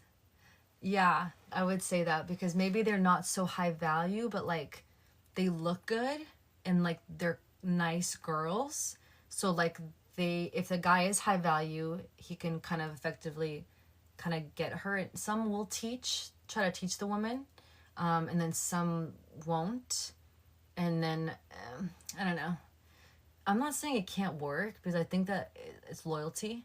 And if she's a good woman, even if she's not smart and high value and doesn't know things, she's still a good woman who is loyal, if that makes sense. So I'm not saying your marriage will end. I just think that like you might have more fun sexually and just laughing about funny things. Like just a more high value woman, you might have just more like deeper conversations, more better lovemaking, like I don't know, just knows how to caress you and hold you when you're like just is just like just understands dynamics, understands when you're sad as a man, wants to help you when you're sick. Like there's just common sense there sometimes with higher value women who just know a lot of things. Also in raising the children, like if you were stressed from work, she's gonna just take care of the children. Like it's just like common sense. Like there's two roles in things and in parenting and life in a marriage. Like it's not always gonna be perfectly 100, right? So like people that are high value, we understand these things, and we're hard workers also. We're always working also, so it's not like if someone was not like a woman that wasn't, it's more like maybe someone could be more lazy, not lazy, just doesn't know, just doesn't put in the extra effort to constantly learn, to constantly be better, to constantly grow themselves. So they're just kind of stagnant, but they're pretty and they're good women. They just don't, they're not really growing. So if you're growing as a man, it could be like, I'm not saying it can't work. I'm just saying, I don't know. I hope no one would cheat. I don't know. I can't really say. I think every situation is different. I just think that like I'm here to teach you guys how to get a high value woman. That's what I'm here to teach you. I don't know how to get those women. I don't know if you want to get those women, but I just want to help you guys. If you want to get those women, because it's going to be easy, I don't know if you should try to marry someone and it should be easy. I don't even know that's a good thing to say either. That even scares me saying that. Why would you want to marry a woman that's kind of like easier? That just like kind of needs you to fill that hole in their heart that they haven't like healed from yet, or their trauma. That just like kind of needs you to take them so easily. You know what I mean? I don't know if that's a good thing. I think that she should have her own thoughts. She should have her own perspectives, her own mindset, her own morals and values, her habits. She should, you know, be a person that like, you know, and so you guys can talk as humans for the rest of your life till you guys are get old and never have a dull conversation. And you just know her to a T, because she knows herself so much to a T. She's so like powerful and like knows herself, that all you just, once you figure her out, you figured her out, and it's a happy life, because now you just know exactly. It's easier, you know, than having to develop someone and then maybe they change, or they change because this person says something and they're all over the place. Like they're just not as high value. They just don't have a stable, they just don't have direction. I don't know how to say it. I can't even say it. I don't know how to say it. It's just, there's just high value women who have just a lot of experience. And from all of that experience, that's what I'm trying to help you guys get. Because they know so much, they can effectively solve problems better. I guess that's the easiest way to say it. So if a problem of you is exhausted from work and it was a hard day, you just like, you know, hand down, like pull the shorts down, and you know, you just like solve problems. It's like common sense. So other women, they don't have like that problem solving, like they're not constantly growing and learning, and like, you know, so it's not, they can't solve problems with ease, like, and make things better, like just have an answer, because they don't have that much experience to be able to effectively do that. And that's why I think I consider that's more high value, more than not, is I think is more like knowledge and like problem solving, in an also calm manner. Because sometimes there's high value women that I don't know if I would even consider them high value, but they also lash out. And that could be because they're parents and they haven't healed that trauma yet, but they still have high value because they're smart, but they also haven't healed their trauma, and they're kind of repeating their parents yelling. So it's a repetition of things. So they kind of like, we're emotional as women. So if you've been taught your whole life and your mom screamed at you and people were yelling at you and it was just yelling in the house, or you saw your mom yelling at your dad, and so then you're become a high value woman because they kind of forced you to grow up and like be smart as a woman, so you have your shit together, but you also took that and you didn't heal that. So now when things happen, you kind of get emotional, because we're women, we get emotional, but you allow your emotions to have you reacting super aggressively. To me, I don't know if I would even call it that high value, but I mean, they still are smart. But I think that the most high value women are like more calm, more loving, more peaceful. Like we have control. There's nothing that needs to get us lashing out like out of character. That's like morals and values. And that's staying true to them. And a high value person stays true to their morals and values, and they don't raise their voice at people they love, especially their husband. Like that's crazy to me. So, how was your birthday, by the way? It was good. I was with my family, Jeremy. I was with my mom.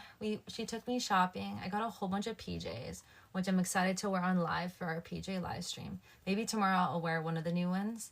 And then she got my hair done the day before.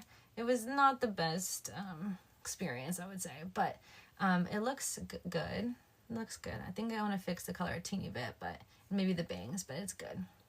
My sister also got my nails done and my toes. They're cute. My sister just pampered me. She got me both in one day. And I got these nails. I was going to try to save money and not do anything and just take them off. Remember, I took them off and I was doing it myself. But then it was my birthday and I kind of regretted it. I kind of missed them. I never used to do nails, but until live stream, you guys said you guys, like, men like them and you guys liked them and you guys wanted me to get them. So I started getting them for you guys.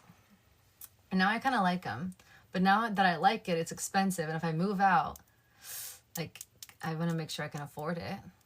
But it is cute. So I kind of like it. But she got them done. It was a good birthday. It was nice. We went to Spaghetti Factory, which is a restaurant that our whole family's been going to. It's like in our, it's like a tradition. So all of our family pretty much has been once for our birthdays because it's a great price. Comes with the starters. Super salad comes out. It comes with the most amazing bread. And then the most amazingest pasta. It's the same one for years and years and years. They have multiple places all around the world. And it's the same orders we get all the time. It's just the best. And then it has like a free like ice cream, which is spumoni and ice cream. I think everything comes together. So everyone gets to have it. And then we order like the broccoli, deliciousness, and then other things too. But yeah, so we went there. It was nice to relive memories from the past. We were talking about like our past, like with our cousins and stuff going there. It just feels like home there because we just have been there so much in our family. I love that we do that.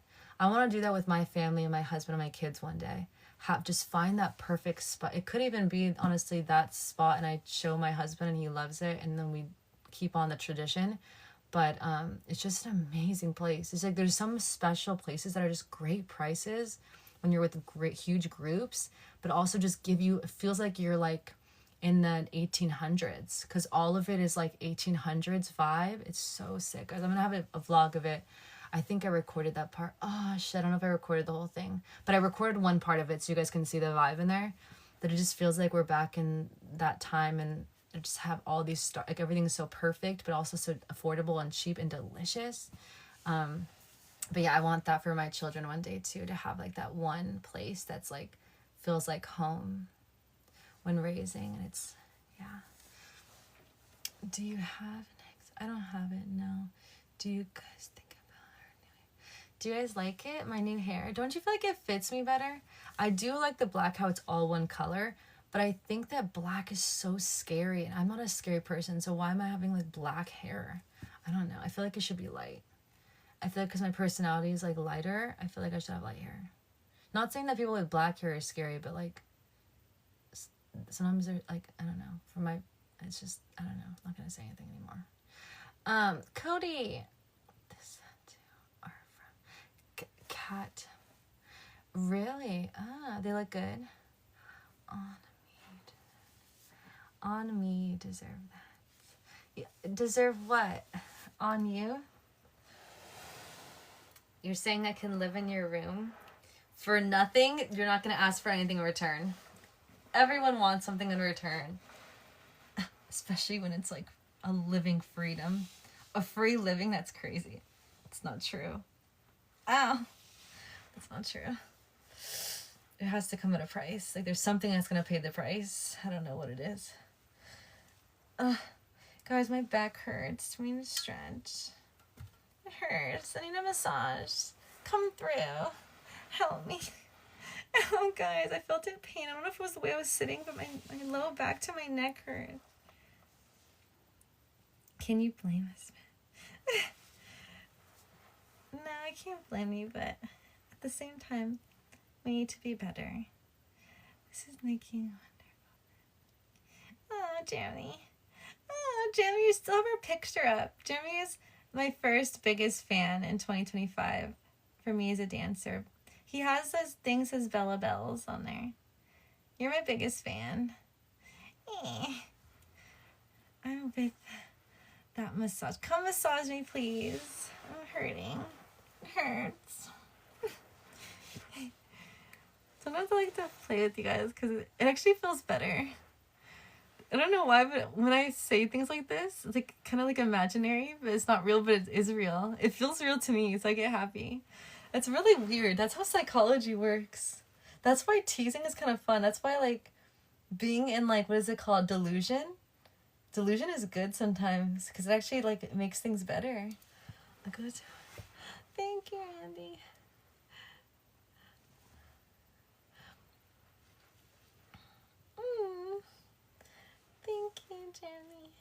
Thank you. I love you guys. You guys are so kind. I could be here forever. I have to post now. We have 2 videos to post. Ah, did you guys hear my back crack? That was like literally in the middle. It felt so good. How I did this one, if you guys want to do it too, I put my arm down. All I did is put my hand here, and I just only turned my shoulder. And when I did that, it smushed my spine, and then it cracked in the middle of the spine, like 1 notch. That was sick. I've never done this one before. Hold on. Inhale, exhale. Guys, it works. It's a thing. I just hit another notch in my spine on the lower part. Did you hear it? Did you hear the second one? If you missed the first one, you can do this. I think it depends. If you push this way, you're going to hit a different one. If you go lower and then push back, you're going to hit a different one. Right here, I was here. I did an even lower one. That was amazing. I just figured out another one. Grab here. Put your hand back here. I just literally cracked my lat 1, 2 on the right lat right now. That was amazing. Okay, I'm gonna do it on the other side now. Hold on. That feels so good. So what did I do? I was here. I went here. And then I put my hand here. Let's try to do this side. Inhale. I might not do it because it's the same thing, but exhale. Oh my god, it works, guys.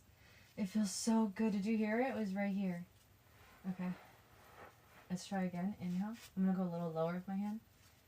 Exhale. Oh my god, it feels so good. Guys, we figured out a new crack technique. Put your hand here and then put your arm lower so you go lower in the spine. Put it up a little higher, your shoulders up and rose in, so you're going to do crack in the middle. What was the other one I did? We grabbed down here and we went arms here.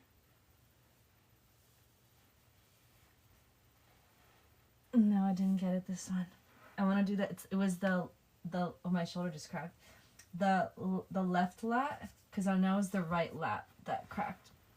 How did I do it? Did I stay? My head was up?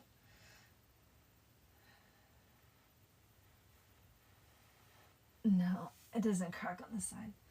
But it feels kind of good, but kind of not good at the same time because it hurts. But it feels good, kind of. Oh.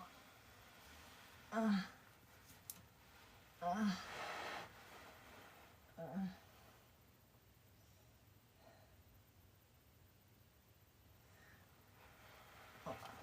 I need to stretch. I need to take a rest for a second. I need a massage. Is what I need. Someone to touch my body. I don't get anyone to touch my body. It's horrible. I just want to have a lover. When is it going to be my time next? Oh, that feels so good. Put the leg here. This is what I do all the time. And you just go like that. You push the hip forward and you push your side back and it does like the low middle spine thing.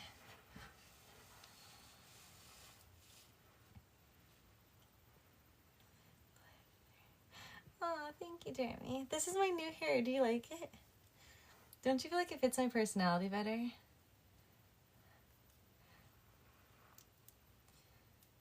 I'm so happy you found me again, Cody. I missed you. I remember our times.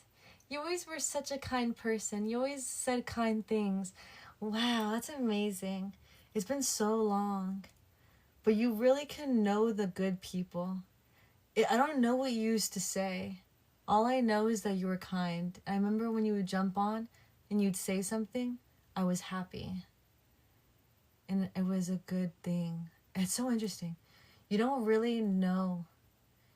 You don't really remember what people say. You remember how they make you feel. Wow. That quote is so real. Whoever made that quote is so real. So true. I don't remember what we talked about. I just know that I like you. And you're nice. People. I love how you're playing.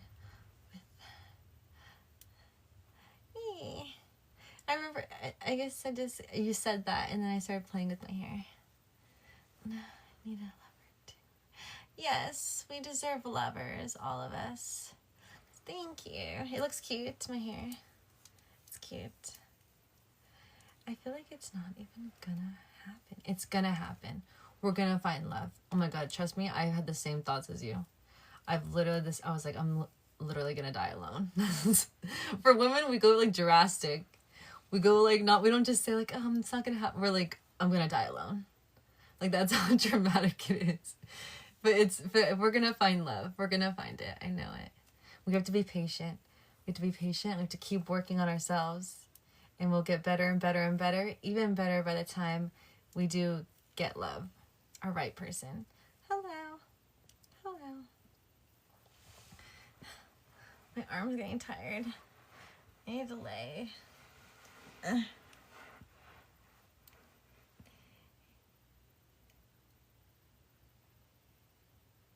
remember, I would always say that. I would say that.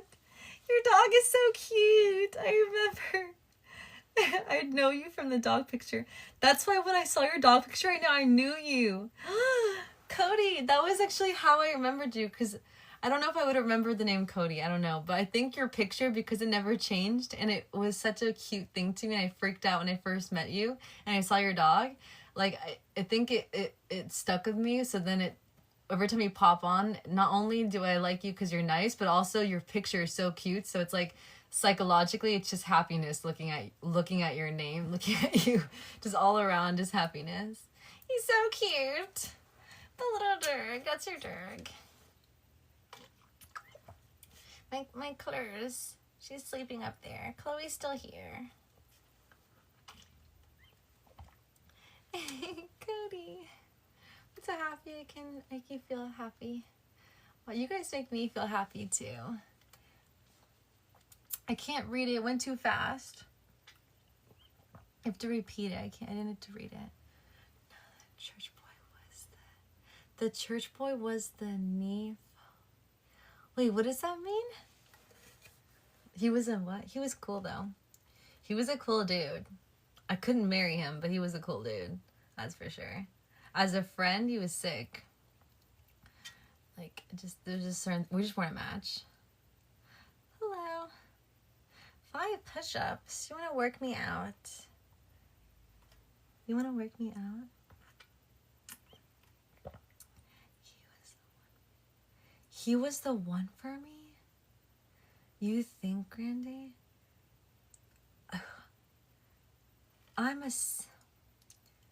He is, you think?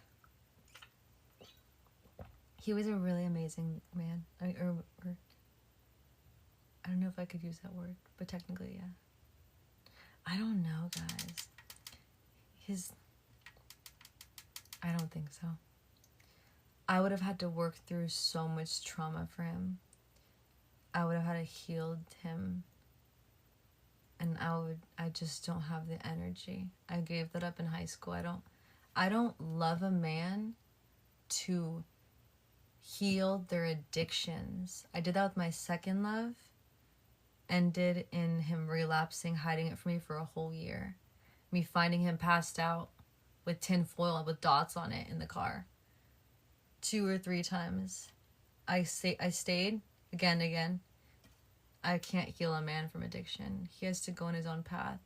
He was amazing, amazing, amazing guy.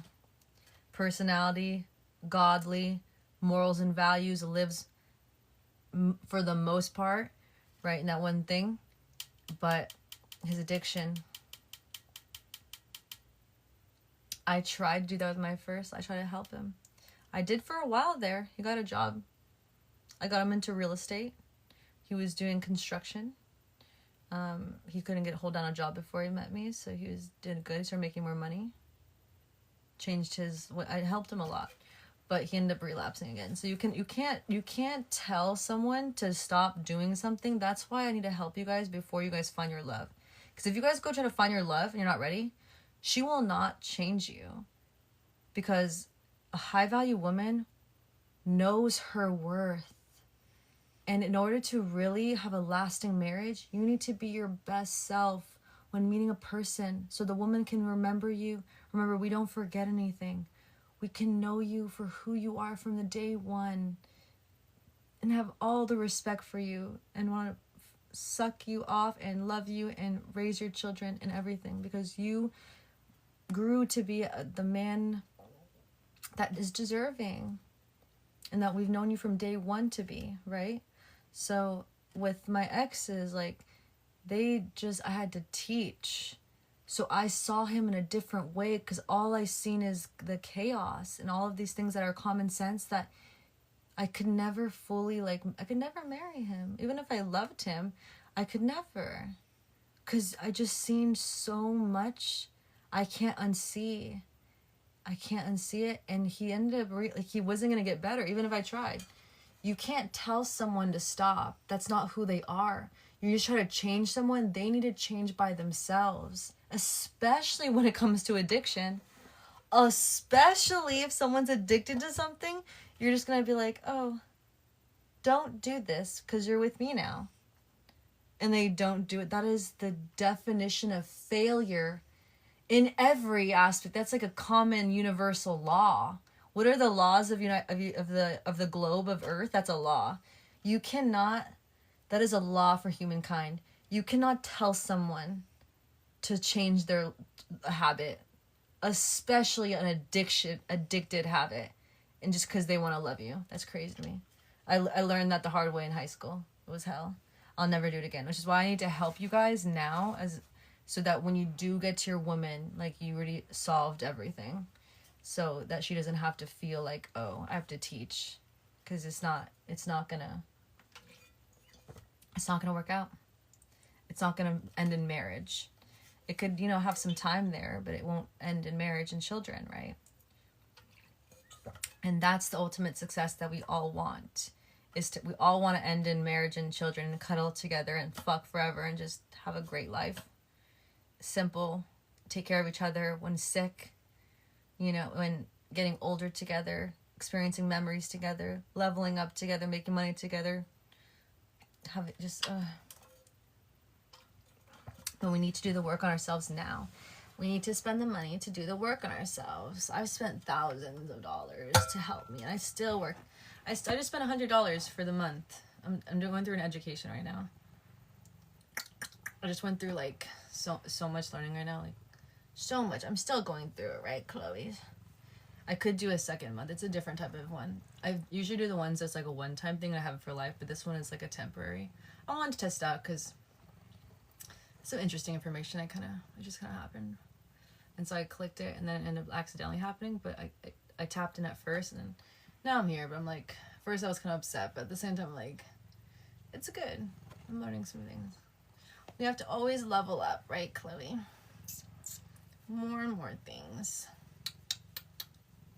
You're too cute. You're too cute. Your face is the cutest. It's so cute. Look at her, guys. You guys can't see her cuteness. They can't see you. You're just this cute. Look.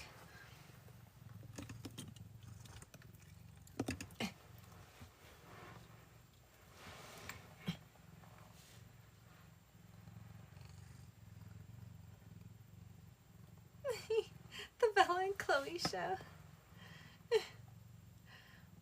You're too cute. You're too cute. Look at her. She's gray, black, and white. Someone told us yesterday.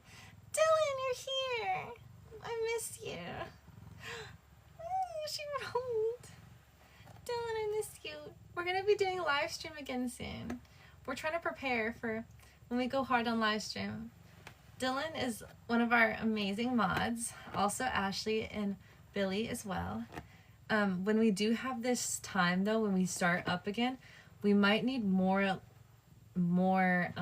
moderators. What is it called? Mods. So if you guys are interested, like kind of like be in our live stream more often and like comment more often, so I can get to know you as a person. And then when I build that trust with you and you're here, then we can add you into the mods as well. I'm a moderator still? Yes. Yes, Dylan, right? I mean, we're not doing the, like, we're not actually, like, doing TikTok like that, obviously. Because I don't have the comments on, so he's not really modding technically, but, yeah. But we were going to start doing it where the comments are on more, because we're going to actually do TikTok normally soon, once we figure everything out. Right, Chloe? You're too cute. She's rolling again. You're just the cutest. Don't have the power to... What? Dylan, you're not allowed to do it? Why? You can't do anything? This whole time, Dylan? Dylan, you can't block people right now? What happened? Oh, because... Oh, remember, Dylan, when you unfollowed me? Dylan accidentally unfollowed me. Remember when you unfollowed me and you followed me and I was like, oh, are you okay? Are you mad at me? And then you said that it was like an accident that you did it. Maybe when you unfollowed me, it took off on the mod thing. And then I didn't know I had to put it back on. Maybe. That's probably what happened. Let me fix it. I didn't know that that's the case. So I guess now we know. If that ever happens to people, just know that you have to ask for the moderation back. Add a moderator. Okay, that's why. I didn't know, Dylan. Now we know.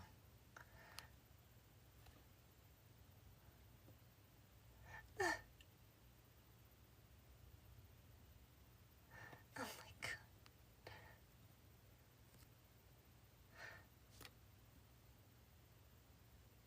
Yeah, that's what happened, Dylan. That's why the mod got undone. That has to be. Because I never took it off, ever. Okay. Okay, loves. Chloe, she wants to go out. You're too cute. You're too cute. Okay, loves.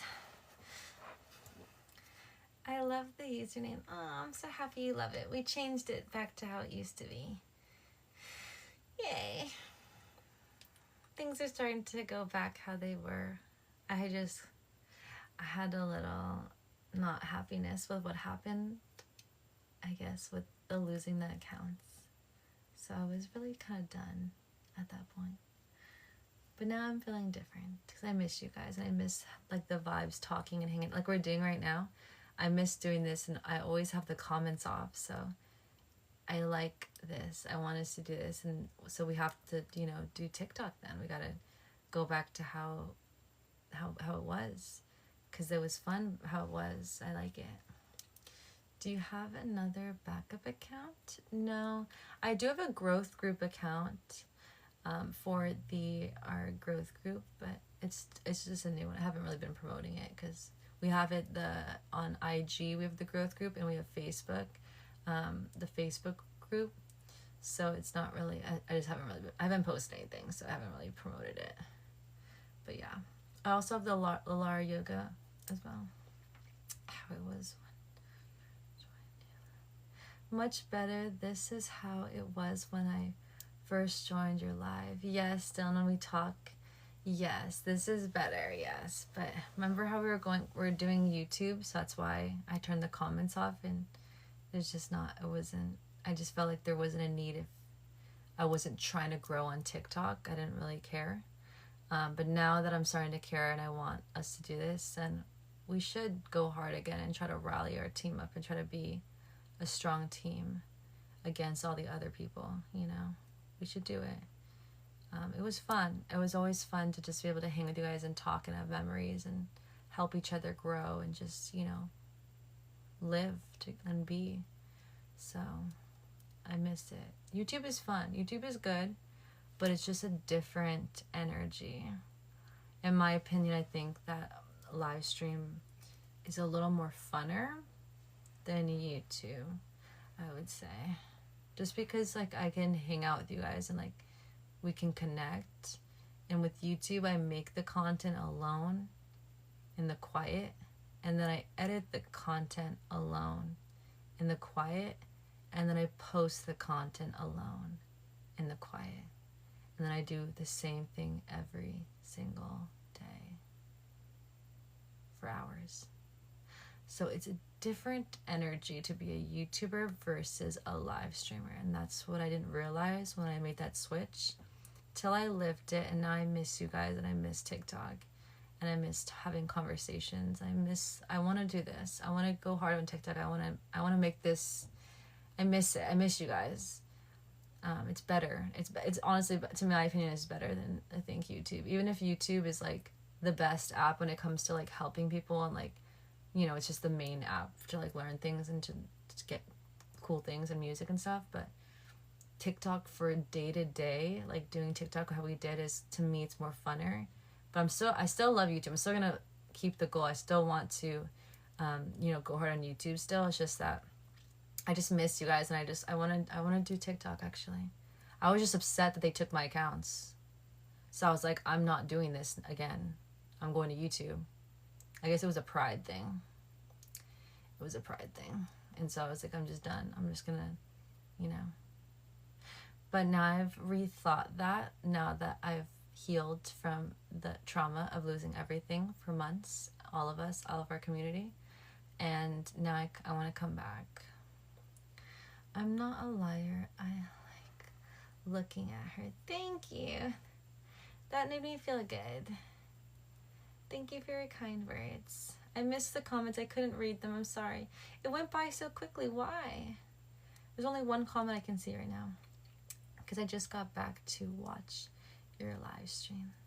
Oh, you're here! Kodastin! You found me again too. I remember you. Your name is so unique. I remember the first time I saw you, I could not say it, but I actually ended up saying your name right. Now I can read it normally. Wow, because your name is so beautiful and unique. It's so powerful. It's literally a powerful name. I feel like you're like a king or something. You're a strong woman. Thank you so much. Say it again. I can't. It's so far away. It's too quickly. Hold on. Also, you guys, just so you guys know, I'm reading sideways. I am reading sideways right now, so it's hard to read. No, it's called Other Women Reporting You. One Purpose, Bella, came on now. No, it's called Other Women Reporting You. One Purpose, Bella, come on here now. Yes, I'm coming. They did used to report me a lot. They didn't like me. But also we were dancing, and we had a lot of men attention. And I think that they didn't like that there was a lot of men attention. They felt uncomfortable. Thank you. You're back from... So I don't blame them. I feel like that could feel like they feel like they're not getting attention if I'm getting attention. And girls like attention. That's why when you love a woman, you're going to kiss her and make love and touch her and make her feel good every day, because women like attention and cuddles and to feel loved. So I understand why they're jealous in the moment. It's like you can't help it. You just want attention. And then there's a lot of men in the chat giving attention. Oh, that was cute. I want cuddles too. I didn't read all the messages. They went by really fast. And I figured out the reason. There's like these little invite things, and they're taking up space. It keeps saying invite, and a user. And then I can't see all the messages. I only see like 1 or 2 messages at the time. Why does it do that? People get jealous on others having success. True. People also get, and we were definitely succeeding in the dancing. No, Ying, I didn't get to read your message. It went by too quickly. If you can send it again.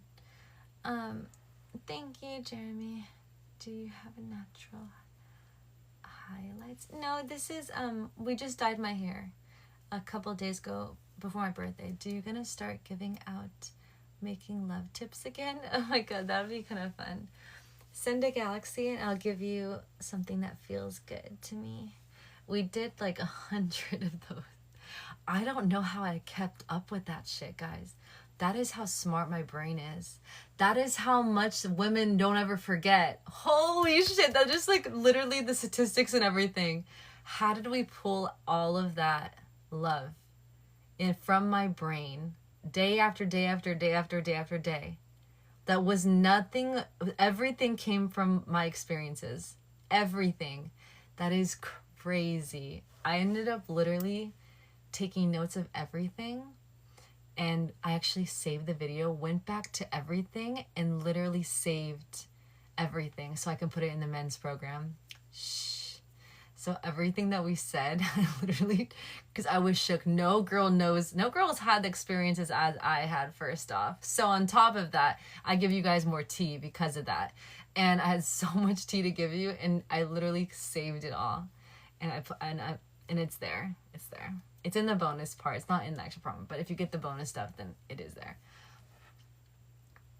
It is crazy. But it was good to relive that. I'm happy we relived that. I didn't even know that happened to me until you guys got it out of me. I was like, holy shit, I remember this one time. And then I can like remember all the pleasure. And that's good that we did this, so I can eventually like have these experiences with my husband one day. Like I will be able to like inform of him all of these. I can even make this shit happen because I know how to fucking make it happen. Like I know the recipes to some crazy experiences that are like feel so good. And I can also teach my man, I like it when you do this here and you do it here and do it like this and then use the ice here. You know what I mean? Like things like that. I have a lot more knowledge, so I can like effectively help my husband like be able to be the ultimate pleaser for me in every single way. How about you used to when you would send me an ice cream cone? Oh my goodness. I remember that. That was when we did the yoga streams. That was fun. It's fun to stick my tongue out. It feels good to stick it out. And lick. Pretend lick. We would pretend lick, right, Chloe? With the ice cream cones, we would pretend lick. You're too cute. You're too cute. Look at her, guys. She's perfect. I'm not gonna do anything. We can't do these things anymore. We can't. It's too much. Chloe's trying to have me lick the screen again. That was during that certain live stream that we did. That was for the yoga streams. I can't do it anymore. We're gonna get in trouble. We got in trouble because of that. That was one of the things. We have to be good boys and girls. We have to be adults and not just mess and hang out and mess around. Adults don't hang out and mess around. Adults don't lick. Pretend lick. When are you thinking about starting? I want to start soon, Dylan. I'm thinking about it. I have 2 more agencies I'm gonna do calls with. I already went through a couple of them, like 3 of them so far. I took a lot of notes, so I need to go through each pros and cons. There's 2 more that I'm kind of curious about that I kind of want to reach out to them because I've been watching them and they end up having their own agencies now. So I kind of just really need to pick the right agency that fits me, that has good benefits, and also I can see them helping us become successful as a team, as a community. So I just need to make sure we pick the best match, and they're trying to get me to quickly sign up. They're doing the pressure tactics, but I'm being strong and I'm just like, I know my worth as a person. So I'm just going to make sure that I find the best match that's good for us and our goals. React was too cute. Yay! You got me a little shy. I was a little, I didn't want to disappoint you, but at the same time, I don't think I can do it because it's inappropriate for a live stream. Good age for what? Oh, Dylan, can you message me on the Discord directly? Or here, Discord's better, of what that one is, please, Dylan. I will reach out to them and ask them about what their services are and and everything. What color are your toenails? They're white, kind of like this. I have white toes. Chloe Claire, she's right here with us. She's sitting. My Chloe Claire.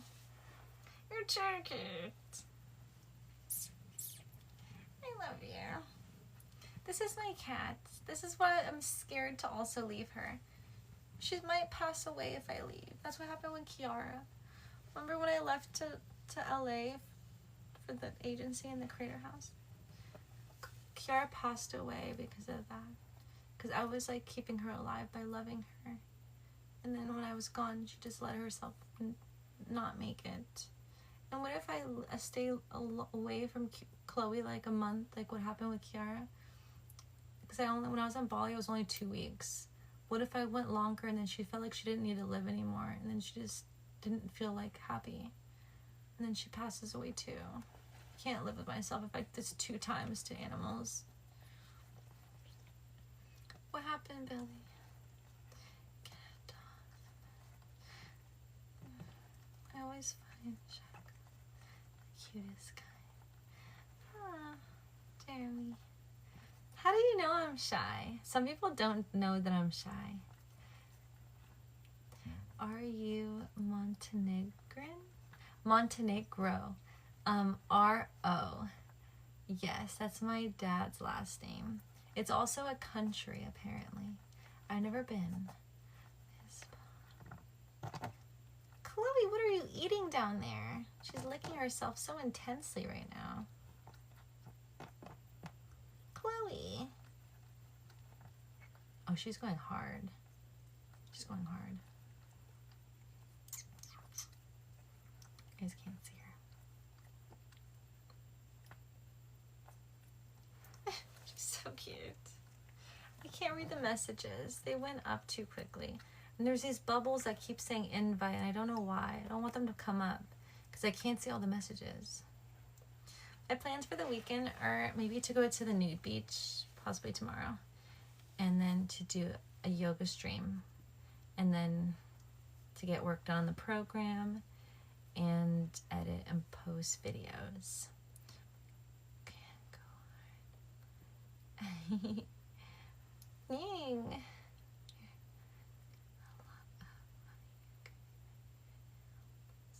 I know.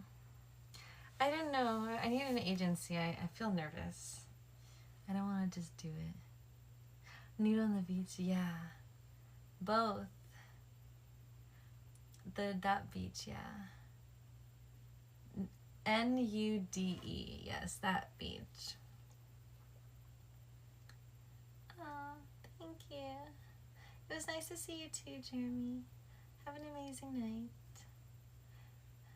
Can the men join the program even if it's from the past? It's from the past. Yeah.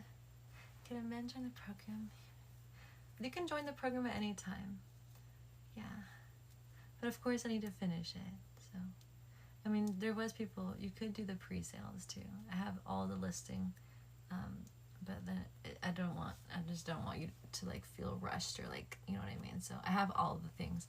It's on my Stan store. So when people did the pre-sales, it shows all the history of your email and everything. And I have their numbers, because when you guys do that, when you guys book with me, I don't know if I told you guys this, if you know, but when you book with me, you get my direct number. So they all have my direct phone number to contact me at any point. If you ever book with me with like our calls or our live stream and one-on-ones, any one-on-one anytime, when you support me and, you know, you start supporting me as a creator, which also helps you, of course, you also get my phone number. So the people who were in that have my number. So you could do the pre-sales, which will give you a better price on the course, but I have took it off I could put it back on. I had the toggle on the stand, so I can take things off and put them back on. Right when I stopped doing the coaching for that moment, I took everything off so I could focus on YouTube, so we could build it up when we lost the TikTok account. So I kind of just like needed to focus in on one thing. But now that I'm bringing it back, I couldn't technically put the course back on, so you guys could now do more pre-sales if you want, where it's cheaper. But that's up to you guys. If you're interested, you can message me and I can put it back on. But I just don't want to also feel rushed as a creator to finish the course, because I want it to be really good. So I was like, maybe I'm gonna just not put it on and then have people like purchase it again. And then like now I have like so many people like that are waiting for the program. You know what I mean? So I was like, you know what I mean? I could do that like 1 month until I'm getting closer to the end of it, I could then put a pre-sale for like a month beforehand, but not like months beforehand. I feel like that was not the best, but I still have the people's information who did purchase it ahead of time, and they still get everything that was incentivized at the time too. So I have their number and everything, their email. And when you guys purchase it, it gives me all your information. So you'll still get it. It's taking longer, obviously, than I thought. Well, I kind of knew it was going to take long, but then I was trying to like see if I could not, but I was just doing too many things. It's hard to grow on a platform. You can't do multiple things at once. There's not enough time in the day to also take care of yourself. Unless you're going to let yourself go and be unhealthy and then only grind on all these things and only just think about money. But in my opinion, you're going to lose your peace and your sanity and just your whole soul. So I always stay true to who I am and have my routines and my habits and my discipline, and what makes me feel good and healthy and sexy and, you know, strong. Taking my care of myself and then also doing work. You have to have both in order to have like a happier life. Not just like living it just to make the money, but like to live happy and make money, or live happy and make your dreams happen. You have to have both, in my opinion. My soul's... No, Randy. Your soul is there. You're talking, you're a human right now. Are you gonna be on the Discord tonight? Yeah, I'm gonna go on the Discord right now. Dylan, I'm gonna go right now, actually. I need to post this video, so we need to jump off, and the one that I did earlier. And then I'm gonna jump on it right now, actually. There was a couple people that wanted to do one-on-ones, so I need to get back to them. And then I also got one booked a FaceTime for tomorrow, so I need to get back to those messages as well. So I'll be on the Discord right now. Did you send it, Dylan, for the agency? Wait, so on agencies for what? Don't think I'm caught up. I feel like, wait, what?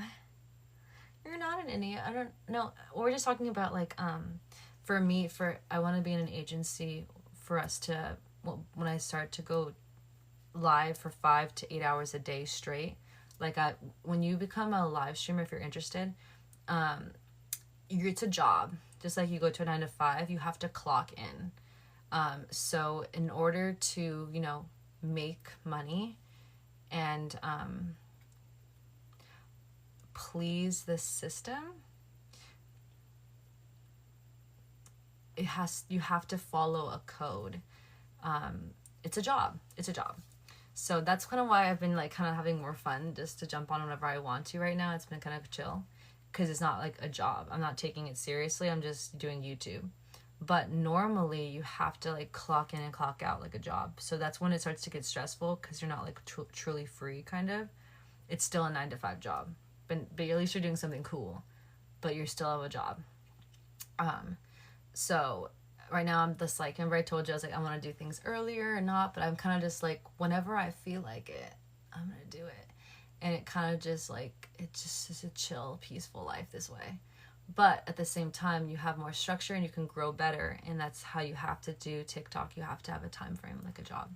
So I need to figure that out. There's so much things we have to figure out, but I want to first figure out the agency first and then think about what is our schedule. Are we going to be morning, day live streamers? Are we going to be night streamers? When I find love, do I want to fuck my man at night, but I have to be on live stream for my job?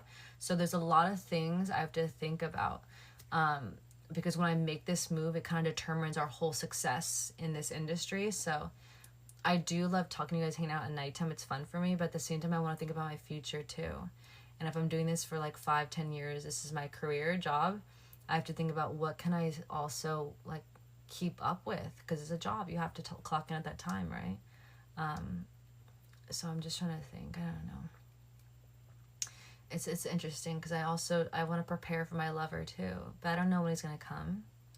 But at the same time, I don't want to be like changing my life for him and then him feel like, oh, you're changing everything, or I feel like he's changing me when he does come in, and then you guys are upset because you're like, oh, well, everything's changing because this man's coming and it's just gonna be all chaotic. So I might as well start how I want it to be in the end, so we're not like all like, you know what I mean? Yeah, this is how it works. If you ever want to be a live streamer, it's like a job. It's literally like a job, guys. You have to be like, if you skip, like the algorithm knows, like it sees that you're taking it seriously, and it sees that you're not, and it won't push you, so then you won't make money. So it's not like, or like freelancers, like, you know, people can have their own clock like a business. That's part of the reason why I was like, I wanted to do YouTube also. I was like, well, at least I don't have to like show up on time. Like, there's no stress, because YouTube, yes, it's not as fun as TikTok, but at least I'm free. YouTubers are free.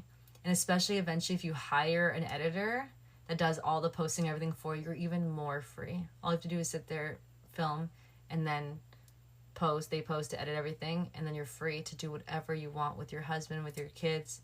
So that's why it's hard right now, because I miss you guys. That's why I was excited to also switch to YouTube, because we lost everything. It was like it happened for a reason. But also I miss like hanging out and talking. So I'm like, do I want to be a live streamer, or do I want to be a YouTuber, or can I do both? But at the same time, do I have to stay at the same time frame? You have to. So when I go and do this right now, I'm clocked in like a job, and I can't miss days. And it's gonna feel like that. Like, you know, when you clock in, it feels like a job, and it's like that for your whole life. Like, it's literally, you have to be on this many hours. So it's like, I'm gonna give up my freedom for you guys. If I do decide and pull the trigger over the agency, I'm gonna lose my freedom.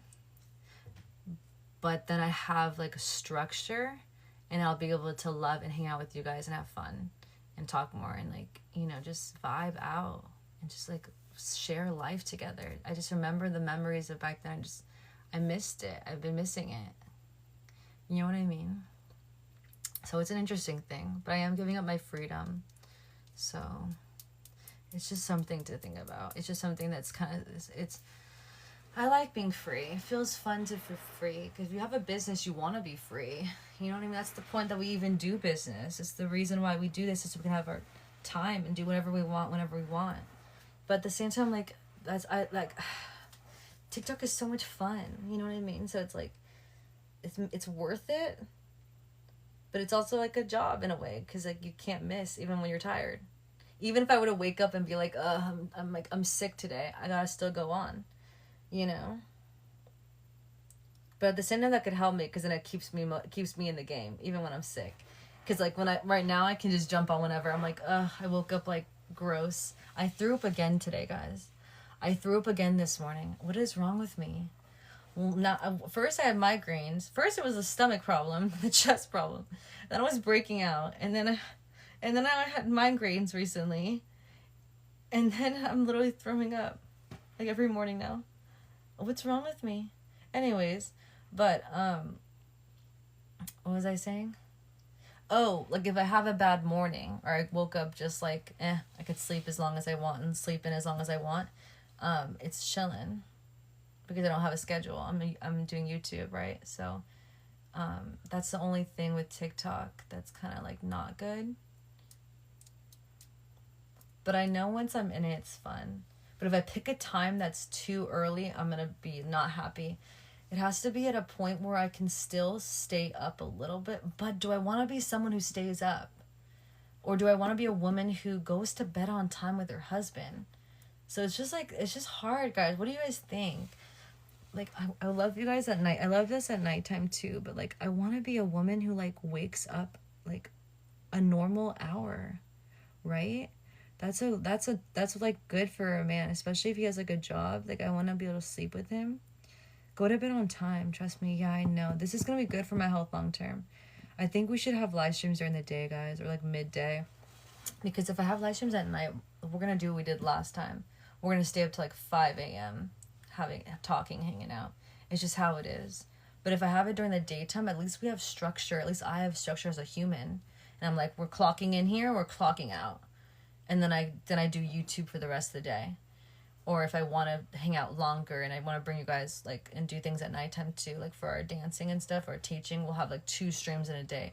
But at least I'll get our main portion, which is our battling, our 5 hours to 8 hours in the day. And then I can effectively get up to bed on time as a normal human.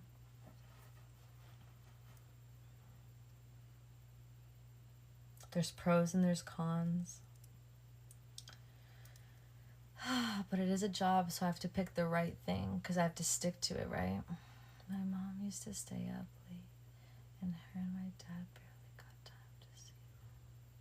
Wow, I don't want to be that type of mother. I want to be a mother that's there for the children and not exhausted. I want to sleep on time like a normal person. What's wrong with me? We have to do this. Maybe this will help me because at least we'll have structure and it'll force me to wake up early. So then when it forces me to wake up early, then I can go to bed on time because I have to. I want to have energy for you guys. So work out this time. No, work out this time. Oh, that's so interesting. I don't know. We're going to figure it out. I haven't even thought about this yet. I've just been thinking about the agencies right now. We have a whole bunch of them to pick from. That's the first priority. Because if we can't get to trust someone enough to help us win as a community, then we're not going to make it. Sometimes you got to do trial and error and see what fits. True, we could try. We could try the early morning shift. We could try the mid shift, midday. And we could try the night shift. But the problem is I already know I love you guys. I'm going to stay on the way I'm on right now. I'm supposed to be off earlier. I'm going to want to hang out. I don't know if we can do the night shift, guys. And I also want to make love to my man off when he gets off work. Unless he's a live streamer like me, that's the only thing. And he could be on at nighttime too. And so then we do things in the daytime together. But I can't choose who my future partner is going to be. So I don't know. Most men probably have a normal job in the daytime. And then at nighttime they want to see their woman. And I can't be on live stream. That's so unfair, right? That's not right. You don't like early. You don't like early. I know I don't like early. Because I'm like, it's just like, I'm not really the most morning person, but I can become it. We can transfer our minds. We can change the way we are. But we have to want it enough. If we don't want it, we're not going to change. So that's why I have to get clear on this. When I do have it and it happens and we move out, that's a whole new life. It's a whole new version of me and a whole new space and a whole new everything. So I have to become that person when I step into that place. It's going to happen. I just don't know what the schedule's going to be, but I just know that we can't do this at nighttime.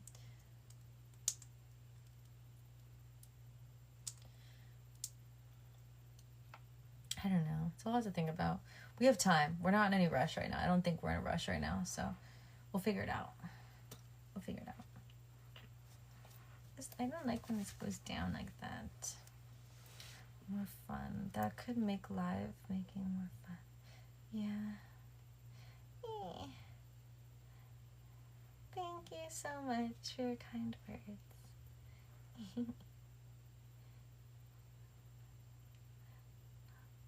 Yeah.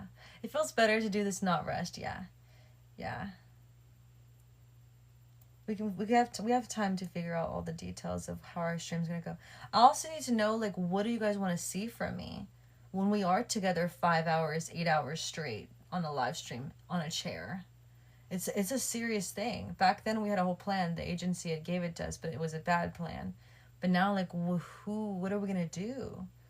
I mean, we just hang out here. We just chill. Usually I'm doing like yoga, right? And then I do the teaching. But now we're gonna sit in a chair for 5 to 10 hours. Like, it's a long time to be in a chair.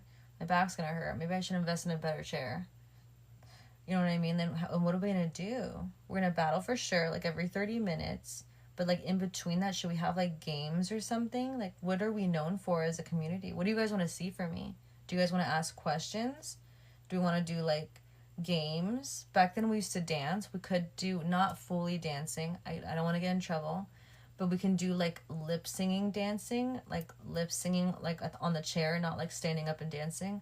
Because I'm scared that if I don't know, I don't want to risk it. We lost 2 accounts, guys. We can't risk going down a bad path and getting in trouble again. We have to be really good. But we still have to have fun, but we have to be good. You know what I mean? I have to watch myself. Because we will lose this account again. You know, this is the second run at it. We failed. We were going to make it, but we failed. So we need to not fail again. We need to do this the right way. And we need to take it serious. We need to watch how I'm moving and how I'm talking to. I can't just say everything on my mind like I used to. I have to have a filter and a point that, like, there's certain things that are inappropriate and I can't say, you know, and certain things we can't say. Thank you, Dylan. It depends, Bella. What can we ask you that is not too bold? True. Because when you guys message in the chat, also affects our live stream. If you guys say certain words, it actually affects our stream. Like, we can get in trouble from the AI just because you guys said words. That's why we have moderators that will delete your message, like mute you, so that they doesn't detect it. and then we get a restriction, we have to jump off. You know what I mean? So that's true too. I see what you're saying, because even words that you guys say can affect us in our rankings and things, and our being pushed on the system. It's all like a strategy game thing. As you talk, dance, yoga, try on hauls. Oh, something popped up. I can't see anything right now. Okay, it disappeared. Views, reviews, life advice, love making advice. Those are fun live streams. But we can't do the love making anymore because we get in trouble. I think we get in trouble, guys. Unless we have to talk in code. Remember we used to talk in code? OMG, everything's coming back to me. Remember we talked in code when I was telling you guys the lovemaking things? It was a riddle. We were playing a game. That's how we survived it. It was a riddle. I would use hand signals and I would create ideas. Oh my god, I remember that. Dude, that's crazy. How long ago is that? We're a smart community. We think outside the box, but that's still super naughty though. It still is bad. We need to be legitly good. We have to be good, guys. We have to be good. We're gonna lose the accounts again. We're gonna lose it again. We only have one account right now, actually. You could do it on YouTube. True, I could do it on YouTube. I could do that, yeah. Right now it's in the course that I'm making, but I don't have it on YouTube yet. I could start talking about YouTube on YouTube. I could talk about love and stuff, because there's still restrictions there too. I have to still be careful how I say things, but I think if it's more informative, we're good. Can you do it again? I don't know if I can do it again, just because I get like riled up. If you guys get riled up and I get riled up, it's dangerous, because our comments will start to get like, I got riled up like last night, not gonna lie, and you guys did too. So like this, especially if we're talking these topics, I feel like it could be dangerous in our comments, the things that are said. Also, like, I don't know, there's just AI now, and I don't know, I'm just scared. I don't want to risk like losing everything again. We already have like, what are we at, like 26k from zero scratch. Like, it sucked to go back to zero and lose everyone that our team was from both channels. Like, it was sad, you know? So how are we gonna do it? I don't know. True. What are we gonna do? What am I without dancing and helping men with love? I mean, just not sensual, just not like that far. We can do advice, like he said, advice, life advice in general, love, relationship advice, maybe not making love. Maybe we save making love for like the phone calls, like save up money and book a call directly with me, and I'll tell you everything and like what you want to know. And we can talk like deeply and without any, I'm an open book. I'll tell you every detail of down there and everything. We can do that on a phone call, maybe not on live stream anymore. I mean, we used to use, what was it? We used Galaxies back then, but I don't know. Because we need to be safe. This is our hub. And if we lose our hub together, then it's like we lose everything. And then you guys lose me, because some people are still finding me. Who knows all the people that are looking for me right now from back then, from 2 accounts, 72,000 people. Like, who knows, you know? We don't want to lose it. We don't want to risk it and have to keep doing the same thing over and over and over again. You know what I mean? It's a hassle. And it fucks with my pride. It fucks with me, because I try to be the best I can in everything, you know, for you guys and for myself too, and my family. So when I failed like that, it's not like fun. And so I just don't want to do that again. I want us to make it. I don't want us to fail. I mean, of course it's obvious, but we need to play by the rules. We need to play the game by the rules. But at the same time, I love to be myself. I love to just speak and say things when I want to. But that's also not good. It's not good. We need to have order, as adults, humans do. We need to have a filter. Insta would work for sure. Just can't post music. True. Fan base is good app with no restrictions. Fan base. People try to say OnlyFans. I can't do that. That would knock me off for a marriage for sure. Like off the bat, there'd be like a whole bunch of men just like never would ever come near me.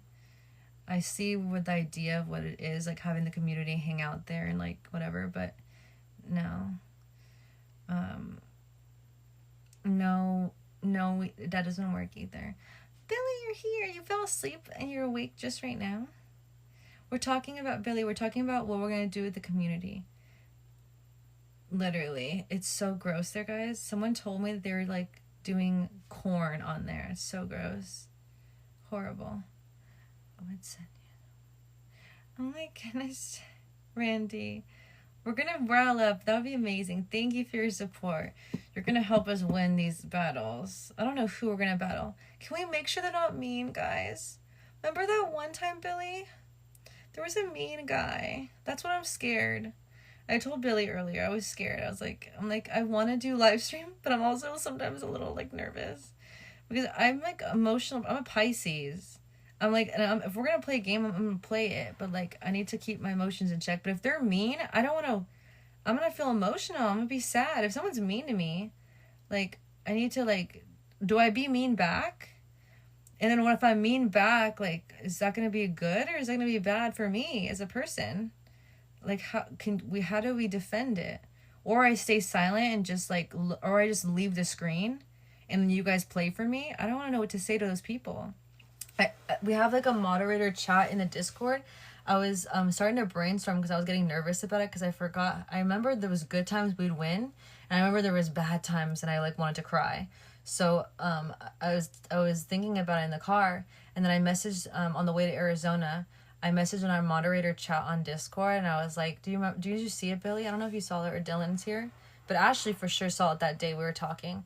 But I was trying to figure out code words. I was like, if someone's mean to me, maybe I have like a word that I say each time so that I don't get emotional and that it has some meaning to it. So all of our members in the know when I say this, that I'm kind of like trying to dissolve the energy of someone mean. And I forgot, what was it that I said, Billy? I saw it and I replied, oh yes, Billy. Remember what I said? What was it that I said? But maybe I can find a word like that or a phrase like that I remember every single time when people are mean, and I can say it and it just like calms my nervous system down and also like stops them from, or like kind of, maybe they don't care. I feel like people when they're like that, it's just gonna be like nothing to them. They're just on that energy, that like, you know, like intense energy.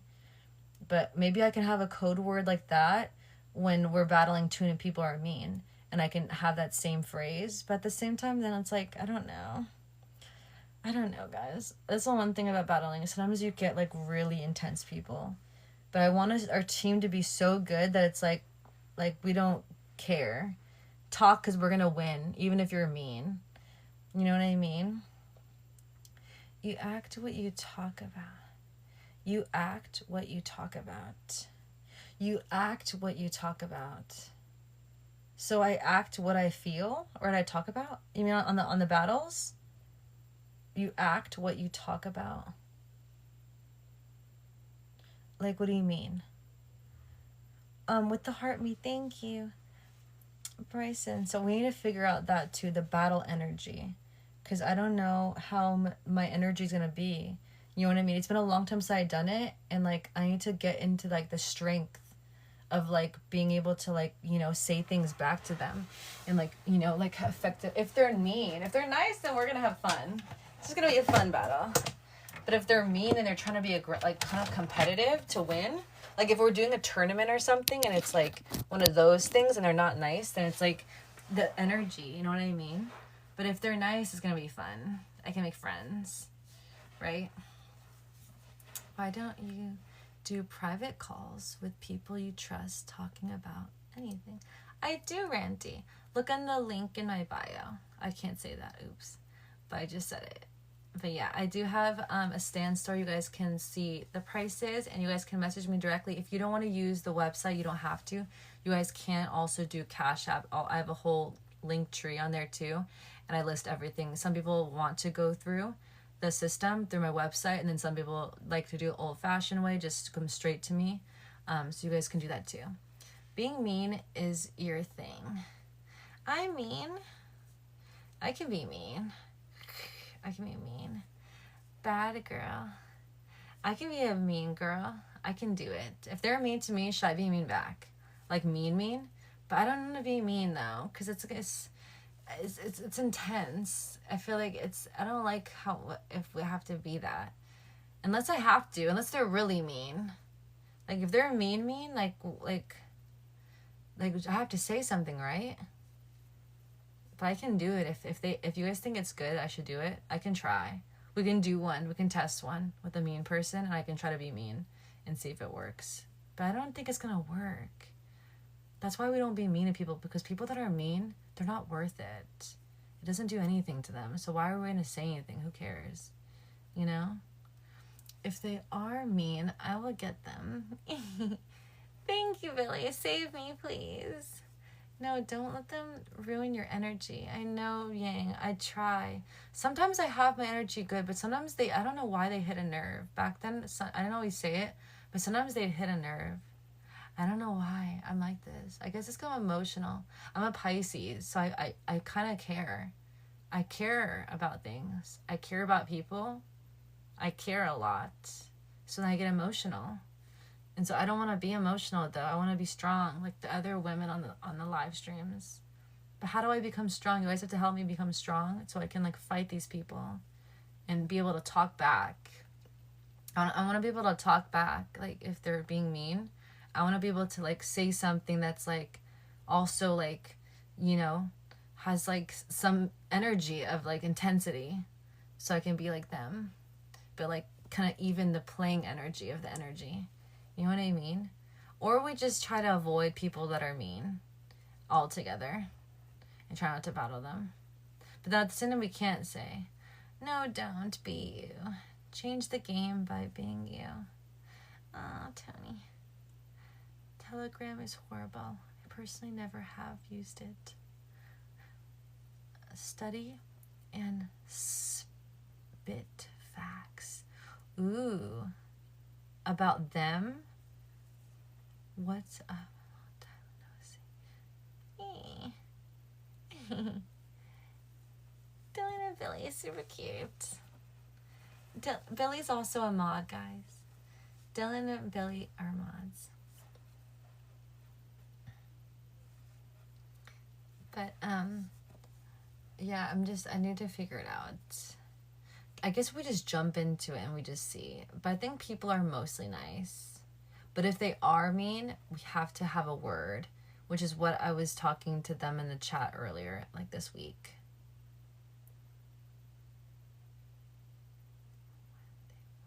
Mean girls are smart when they want. Mean girls.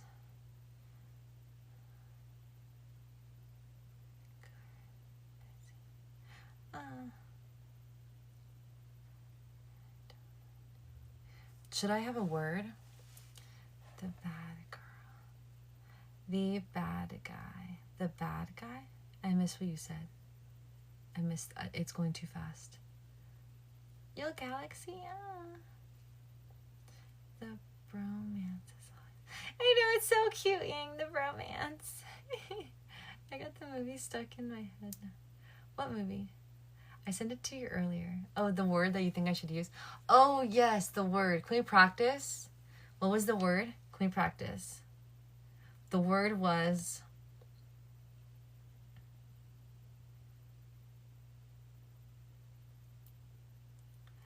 grow up here in growth group. Now I'm saying it out loud. I feel like it might be dumb. Is that dumb, guys? Be honest. Is that not good? Was that a comeback? Was it good? That's it? That was it. That was I remembered. I want to... You're angry, bitch. You say grill.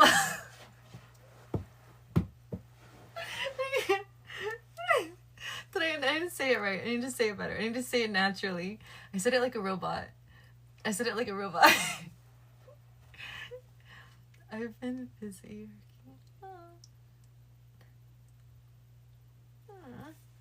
Did you guys like it or was it bad? It was bad, huh? Was it bad? It was bad. Well, maybe it's the way I need to say it. Maybe it's the way I need to say it. It needs to be like... No, I feel weird now. I feel like maybe we shouldn't have a thing. Or maybe it should be like a one-word thing. I could just say grow up. Maybe I don't say that. It's too long of a statement. Maybe I just say grow up. And then they're just like, oh. Because they're immature. And I just say grow up. Please grow up. Should I say please grow up? Or that's too nice? Sorry. I'm trying to think of like... Because this is important. Because there's going to be mean people. There's going to be mean people. And like we need to like know what to say when it happens. This is what's intense about live streaming. Like you get to... You're seeing a lot of different humans. Thank you, Billy. Thank you, Villain. And when you have a lot of different humans with different energies and different backgrounds and different lives, like they are just like gonna be all on the screen speaking it and not gonna make us happy. We have to fight them. Getting good vibes. Unless we have good people, because we used to actually battle good people, like good women that were nice and cute. And had just small conversation, and then some of them that like we'd have a good deep conversation, and then sometimes we'd just mute each other, and we would just mute, and I would talk with you guys and hang with you guys. So it kind of depends how we do the battles. We can change it. Have you had calls today? Today I did not have a call. I think I was supposed to have a call. Oh my god, I need to look at my messages. There was an agency that I was talking to last night. But I think it's too late now to do a call. But maybe tomorrow I'll do it with him. I just realized. We didn't have a set time. Did we? No, we didn't have a set time. No. Yesterday I did a call with an agency. We had a set time at 3 p.m. But this one we said we'll play by ear. So I can't feel that bad. We never even set a time. But still. Have you... Oh, you wanna... No. I don't wanna fight. When people click email it over, how long will it take for you to respond? Did you send an email? I'm sorry, I don't really go on my emails. I need to start getting in the habit of this. Because it's not till recently when I started to add an email. What happened was just like a month, 2 months ago. So this is like a new habit I need to get into. Me and Billy set up the email together, actually. Let me see.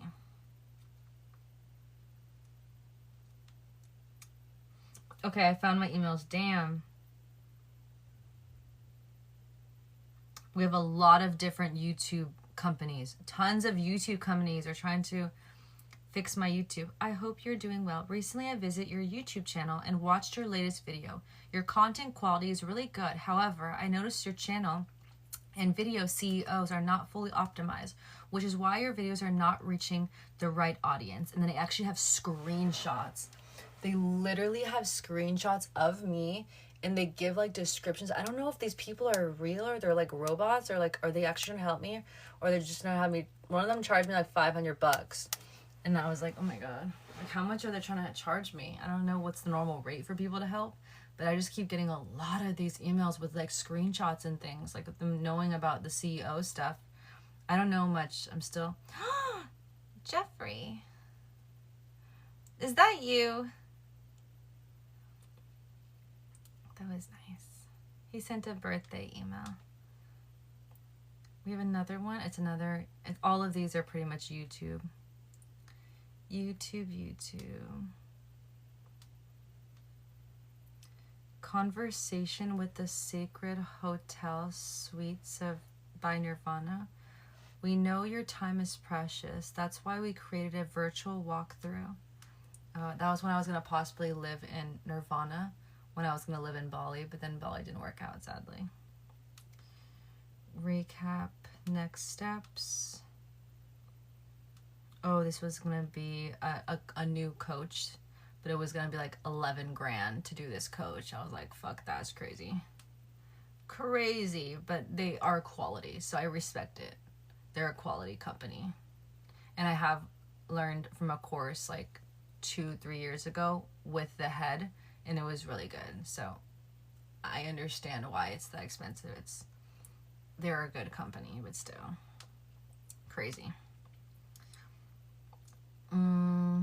There's one here. Who am I looking at? Oh my god, they sent me 2 messages. I have not looked at my emails wholly. That company. Quick audit, 3 reasons. Another YouTube person. There's so many YouTube people. I don't see it. Oh, wait, what about this? My friend, I was walking around LA a while back and I saw something that I still think about. Where was the guy on the sidewalk selling sunglasses? Nothing fancy, just folding a table, a bunch of shades laid out, and him. And this dude was working. I'm talking, calling out to every single person who walked by. Not aggressive or weird about it, just confident. It's long.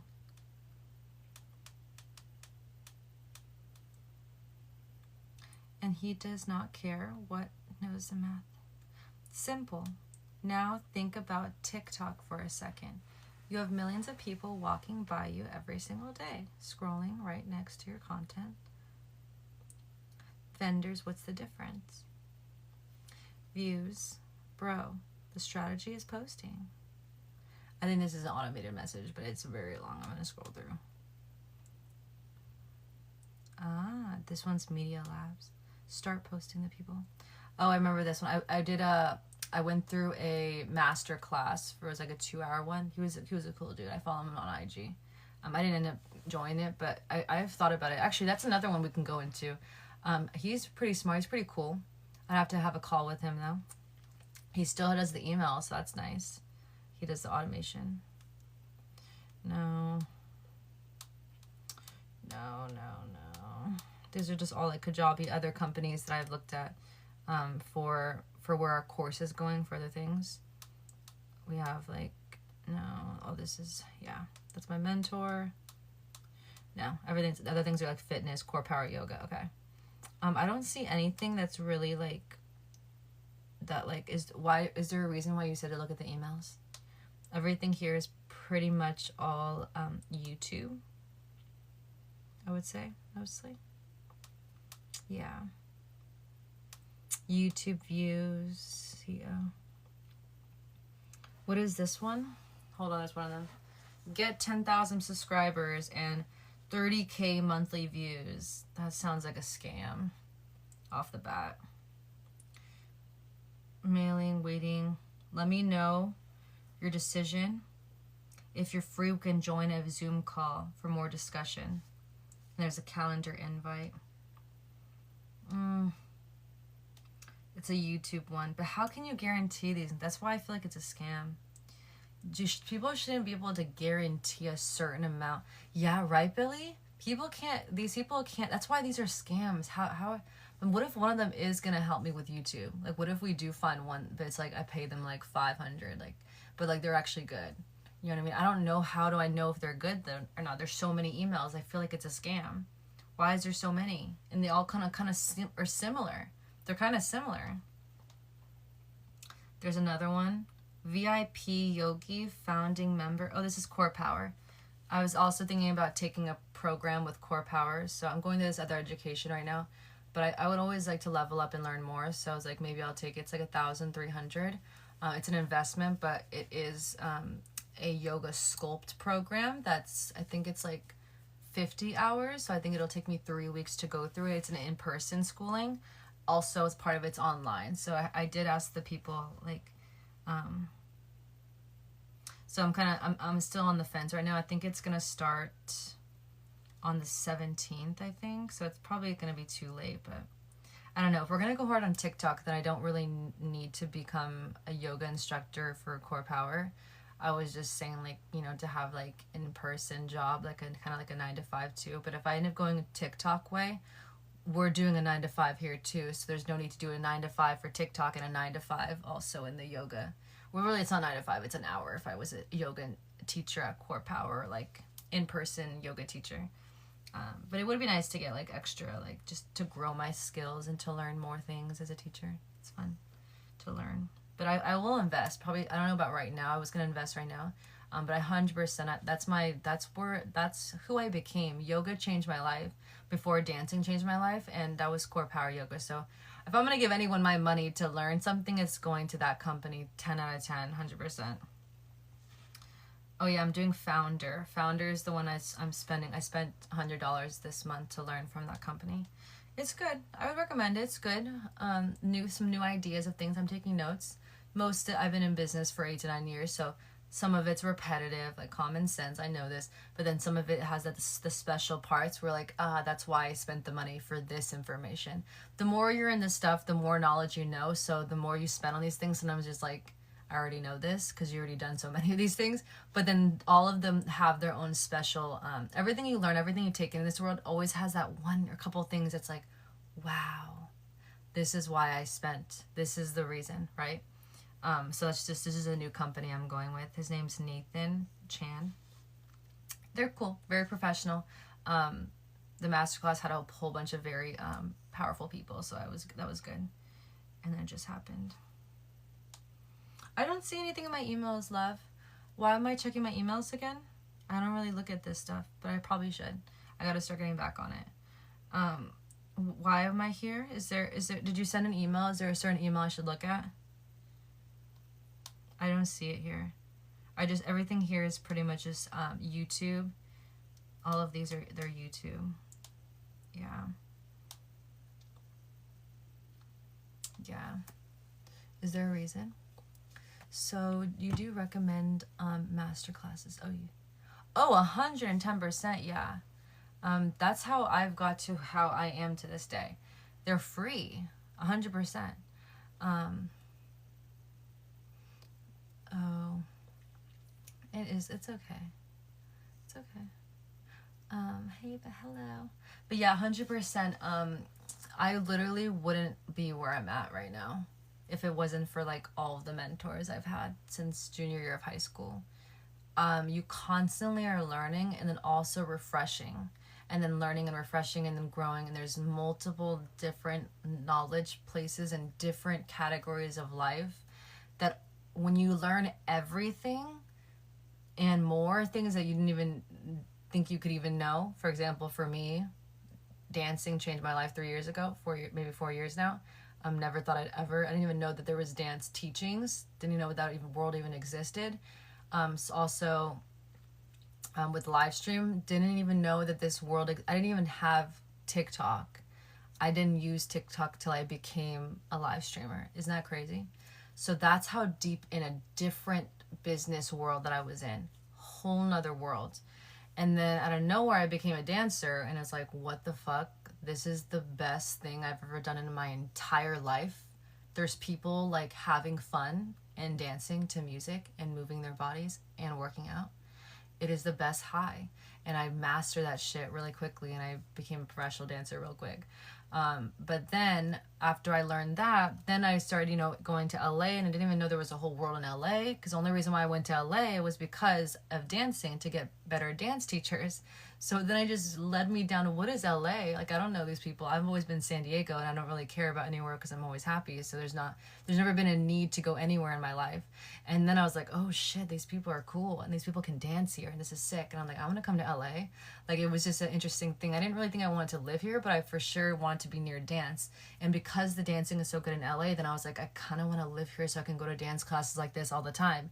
So because of my passion that I found, that I learned, that skill, I then just wanted to live to LA because of that. And then I got an agency. I had multiple different jobs of income. I was doing W-9, self-employed, but I still had my LLC. So I had my LLC for 4 years. I've been in business for this specific business. I had other businesses, but this one I just ended this last year because I want to have a fresh start. So a brand new slate, because I have multiple different types of business within that one. And then I became a live streamer, so I wanted to have a fresh start one. So this year we have a brand new one, so yay. But anyways, sorry. So pretty much with the dancing. So Then at agency, I saw an ad and it said you can get paid to be a dancer, to do what I loved, and I was becoming a dance teacher. I just started at Ocean Pacific Gym and Wellness, teaching at the Pacific Beach gym that you guys have seen me on live before we're not there anymore. That same gym, I was teaching the heels, the girls how to dance in it, and then ended up like having this opportunity where I could make consistent income that was like, it was like 3,500, and then he told me 4,000 to 500 I can make, you'd give to me, just pay me, all I had to do is dance. And I was like, okay. And so I went to LA. I got the Creator House. It was $600 a month, that's it, everything included. And then just to see if this was real. And then yeah, it was real, and that's how I got into the agency. Then I failed because my dancing was too sensual. So I failed. They told me that I couldn't be a part of the group anymore. After the first month, I was just a very sensual freestyle dancer. That's why I can't do it on TikTok anymore. You guys, if you guys saw me dance back then, you guys know it's crazy. I have a gift when it comes to sensual energy because I love R&B music and I love being sexual. It's just something that it's just how I am. So that's why I can really be sexy. And so that's not good though for TikTok. So obviously, of course, I found out the hard way, but they hired me on, and if I dance like that, they can't have me part of the group. So I failed. But they said that I could still stay with the agency, but I'd have to do it alone on my own channel and see if it could work and see if I can make it without the group, because it wasn't clicking. My dancing is too, and theirs was more cutesy and more like normal, and I'm just too like the eyes. Like I was just dancing too sensual. So then I had my own. That's how we started, and that's how we became live streamers in 2025. But I've done so many business, like so many different various. This all is new to me. So that's why I tell you guys, that's why our growth group, I named us Growth Group. And I want our community not to be about, oh, let's make 10K a month, like what all these other people do, because I've wasted money in some of these too. But then a lot of them, it's not even wasting. Yeah, I didn't finish, or I finished it, but I didn't make what I was supposed to make that they said I was going to make. You still gain the skills. Even if you don't get the outcome, you still gain from every single thing that you do. So for this one that I paid $100 for, there wasn't any promises, right? And this was just a good company. They didn't say, oh, you're making $10,000. I can trust them. And so that's why I put this $1 down. It ended up becoming $100. I put $1 down first for a masterclass. That was kind of like free, but I was donating. So if it's donation, I'm fine. But then it ended up charging me. But it was okay because they were good people in general. So what I'm trying to say is that even from the things that you purchase, even if you don't finish that, it's for a reason. Or you don't make it in whatever you were trying to learn, all of that knowledge that you gained, you actually can disper it to everything of your life. And it actually makes you just so much more wiser because you have so much experience in so much different avenues. If you have children one day and they want to do that, it's like, oh, I already have this course in this. And I already learned this, and I have a whole notebook filled with this. I can literally help my child get there. So even if you didn't want that dream after all, it doesn't mean that that's a true fail, because you actually gain so much confidence and knowledge, and you can actually use everything from that one business that you used to do. You can actually effectively take it on to any business in the future in any single category. It's kind of insane. That's why for me, I've been in business for 8 to 9 years now. So it's just so many years. I've tried and seen so many things that it just like compounds. That's why I tell you guys in our series about compounding your energy and compounding your knowledge and compounding growth. That's why I decided to make this community like just growth group, because everyone has a different path. And I don't want you guys to be like, I don't want to be like, oh, like in order to be like me or something, like do this to get this. I don't believe in that. I think that for me and who I want to be as an influencer in this world is like, let's grow together. And if whatever you want to do, I'm here to help you guys stay consistent, because that's my specialty, and never giving up. And I'm here to motivate you and keep you going. But I'm not here to tell you what to do with your life, because I've had that happen to me and I didn't find my purpose because of that. Because people were trying to tell me what to do with my life when I have my own life to live. I need to find out what I need to do for me. They don't know me. So why am I paying them this much money? You see what I'm saying? So that's why I created this group that's just growing in general. So everyone is on their own path to success, but I'm here to help you guys stay on it and give you guys the fundamentals of business and life and frequencies of energies and emotions, that these are just facts, things about Earth. So when you know these things, you guys can make it in anything, which is why I continue to make it in everything. And I've been doing that forever. Do I stay doing everything forever? No, because I don't want to do those things anymore. I used to do wholesaling real estate. That shit's boring as fuck, and I hated the phone calls talking to like hundreds of agents, and like it's just I don't want to do that, and so I quit. I was like, fuck that. You know what I mean? So certain things you're gonna get valuable experiences, and you have knowledge in that category, but you're not gonna do it for the rest of your life. Like, I don't want to do that. And eventually I found dance, changed my life forever. So it's just, that's why I developed this group, so we can all grow wherever you want to grow, whatever you want to be in this world. And I'm not going to tell you what to be, because you're your own person. And that's what I always say, like, kind of think about your life and why are you here on Earth? You came to Earth for a reason. What is your purpose here? What is your purpose here in life? Like, what is your skill? What's your like superpower? So I want to help you guys figure out you, not me tell you this is how you make money, so do it. Like, I don't like that. I went through those. Like, I've learned a lot, so I wouldn't change it for the way. I learned a lot. It taught me a lot of valuable skills, but I never, like, I didn't finish them. Like, some of them I finished and I made money. So they work. If you want to do it if you want to actually do it and you actually put your mind to it, you will make money. But then you realize when you make the money, I'm not happy. And then there's something else that pops up and you're like, oh, I want to try that. And so that was my life story, literally. I'd make money in things and then like not make money here and then make money in things. And then I don't want to do this for the rest of my life. Even after making money, I'm just like, this is not me. And it's like hell. This is why people like end their lives, because they're doing things that they don't like, but they're trying to make money, but they're miserable and they're stressed out inside because they're not living their true purpose. They're just doing something that someone told them. Their parents told them to do this, go to college for this. The person on the ad told them to do this, so they did it. Now they're stuck in something that's not fulfilling, that's not happy. It's kind of crazy how that works, but it's literally true. And so I'm here for us. I made us for Growth Group. This new thing that I made, this new name, is for us to all just collectively be here in this community, just to simply grow. Like, I just want us all to just focus on being better humans every single day, whatever that looks like. If that's you making more money and so taking on or trying a new something that you're passionate about, they're like, maybe I want to do this for a living. And even if you fail and don't want to do it, I've done that. Like, I failed like 1 trillion times, guys. 1 trillion. I started when I was a little girl. I didn't know what I was going to do with my life. I was in literally high school, in the library, every single day in the library, studying about credit score. Like, I started so young and immature. I failed so much. So much lessons had to be learned. So many books, courses, mentors, like crazy. Crazy. Day in, day out. Every single day. Never stops. That's why I have a problem with sleep probably now, because my brain can't shut off for years. So I'm here to like help you guys understand that it is okay to fail. But I just want you guys to like be real with yourself and pick something that you love. Do something that I was like, when TikTok, we failed, I constantly fail. It's a never ending thing, guys. It's going to always happen. We're going to make money. We're going to lose it.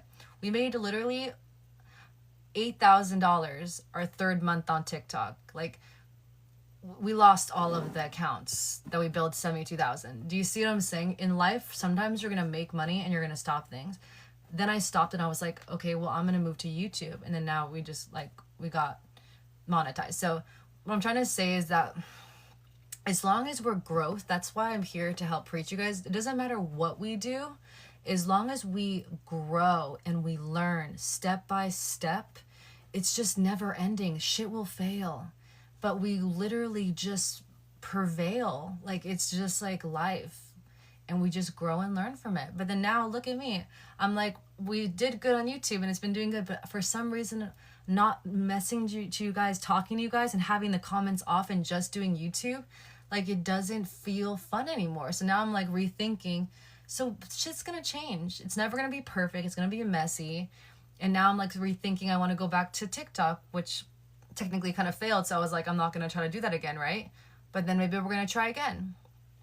And if we try again, what if we lose the account again? What if I say something bad about that doesn't, and then we lose again? We could fail twice. I don't want to fail twice.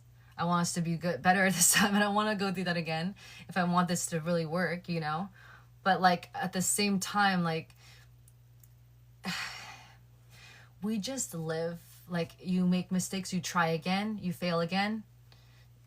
We gotta just do what makes us happy. And for me, I love talking to you guys, like, and that's why I was like, YouTube was it, and I'm gonna just make it. But then at the same time, I'm like, this, just because it's like I can do it, you can do anything in your life, you can make it anywhere, doesn't mean you should do anything and everything because it makes money or because it makes you think it makes sense. It matters in the present moment about what you actually want and see for yourself long term and what makes you happy.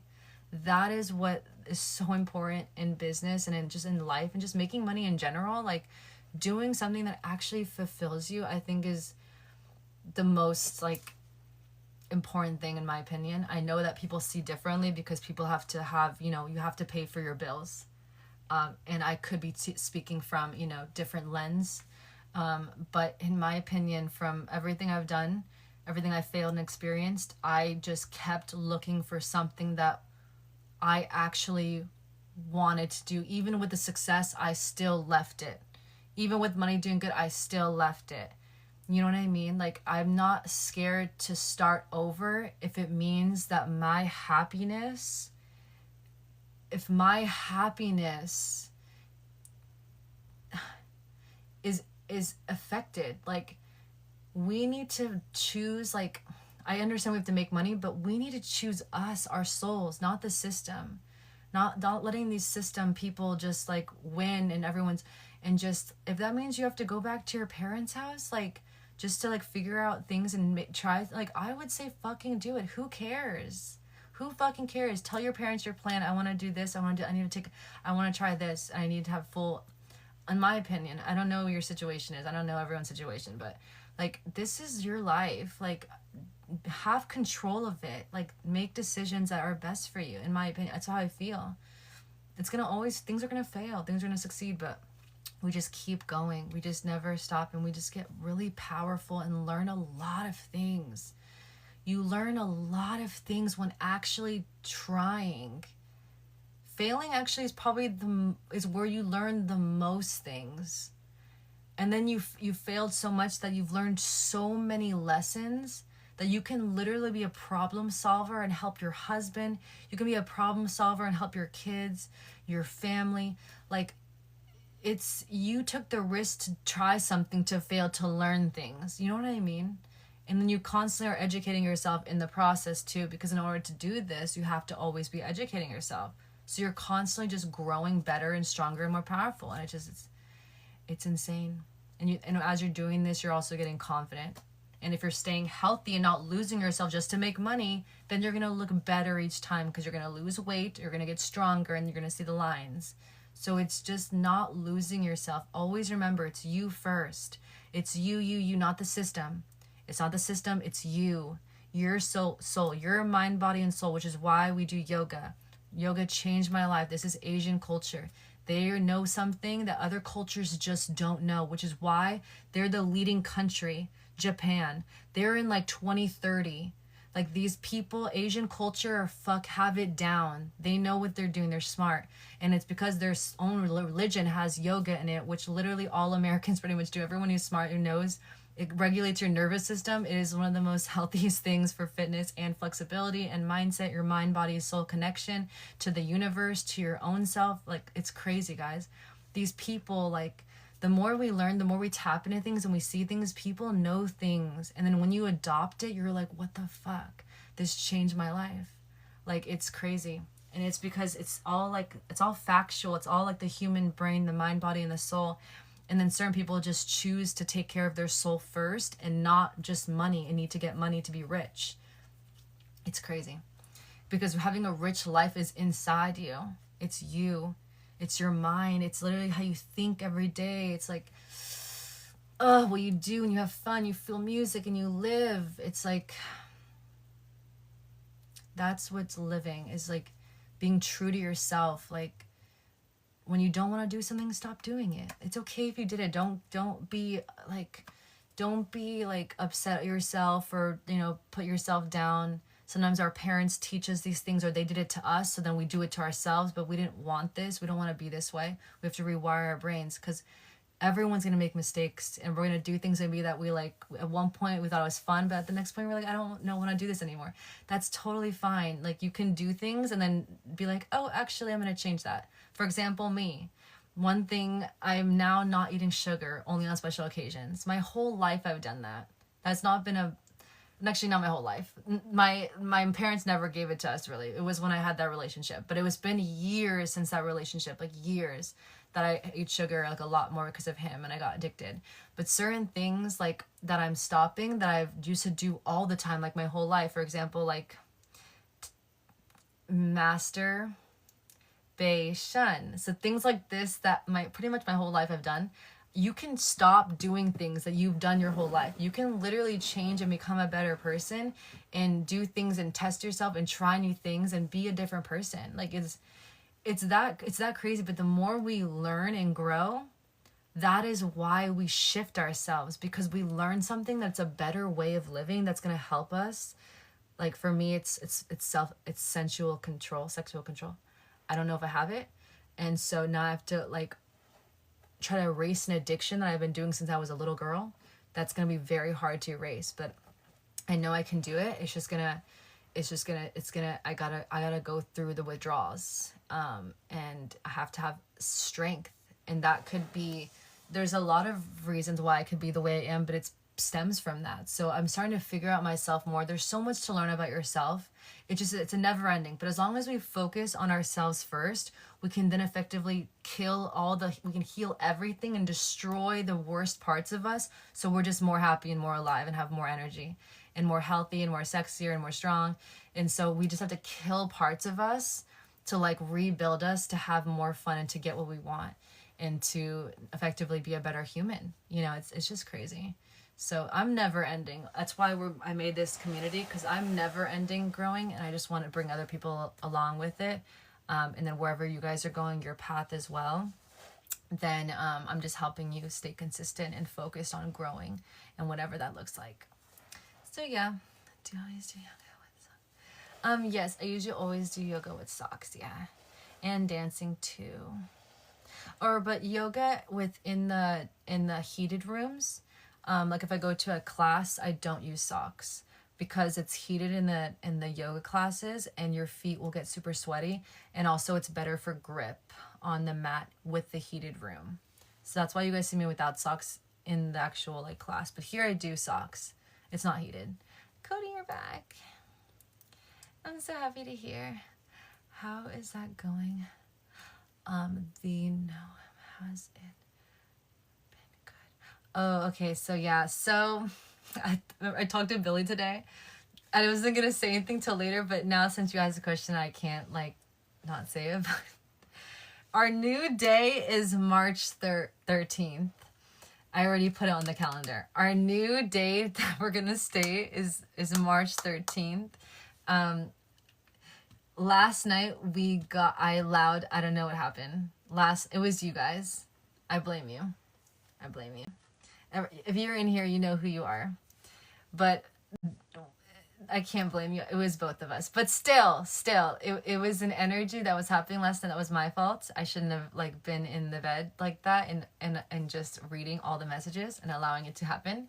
But I did. And so my brain starts to think things and feel things. And so then we had people do 101s, and yeah, and it was just, yeah, I probably shouldn't go into detail. Again, we're on live stream. We need to not PG-13. But all I'm going to say is that we have a new date now, and it's starting today. It's technically the 14th. So from the 13th is now going to be the new date that I'm done. And yeah, that's all I'm going to say.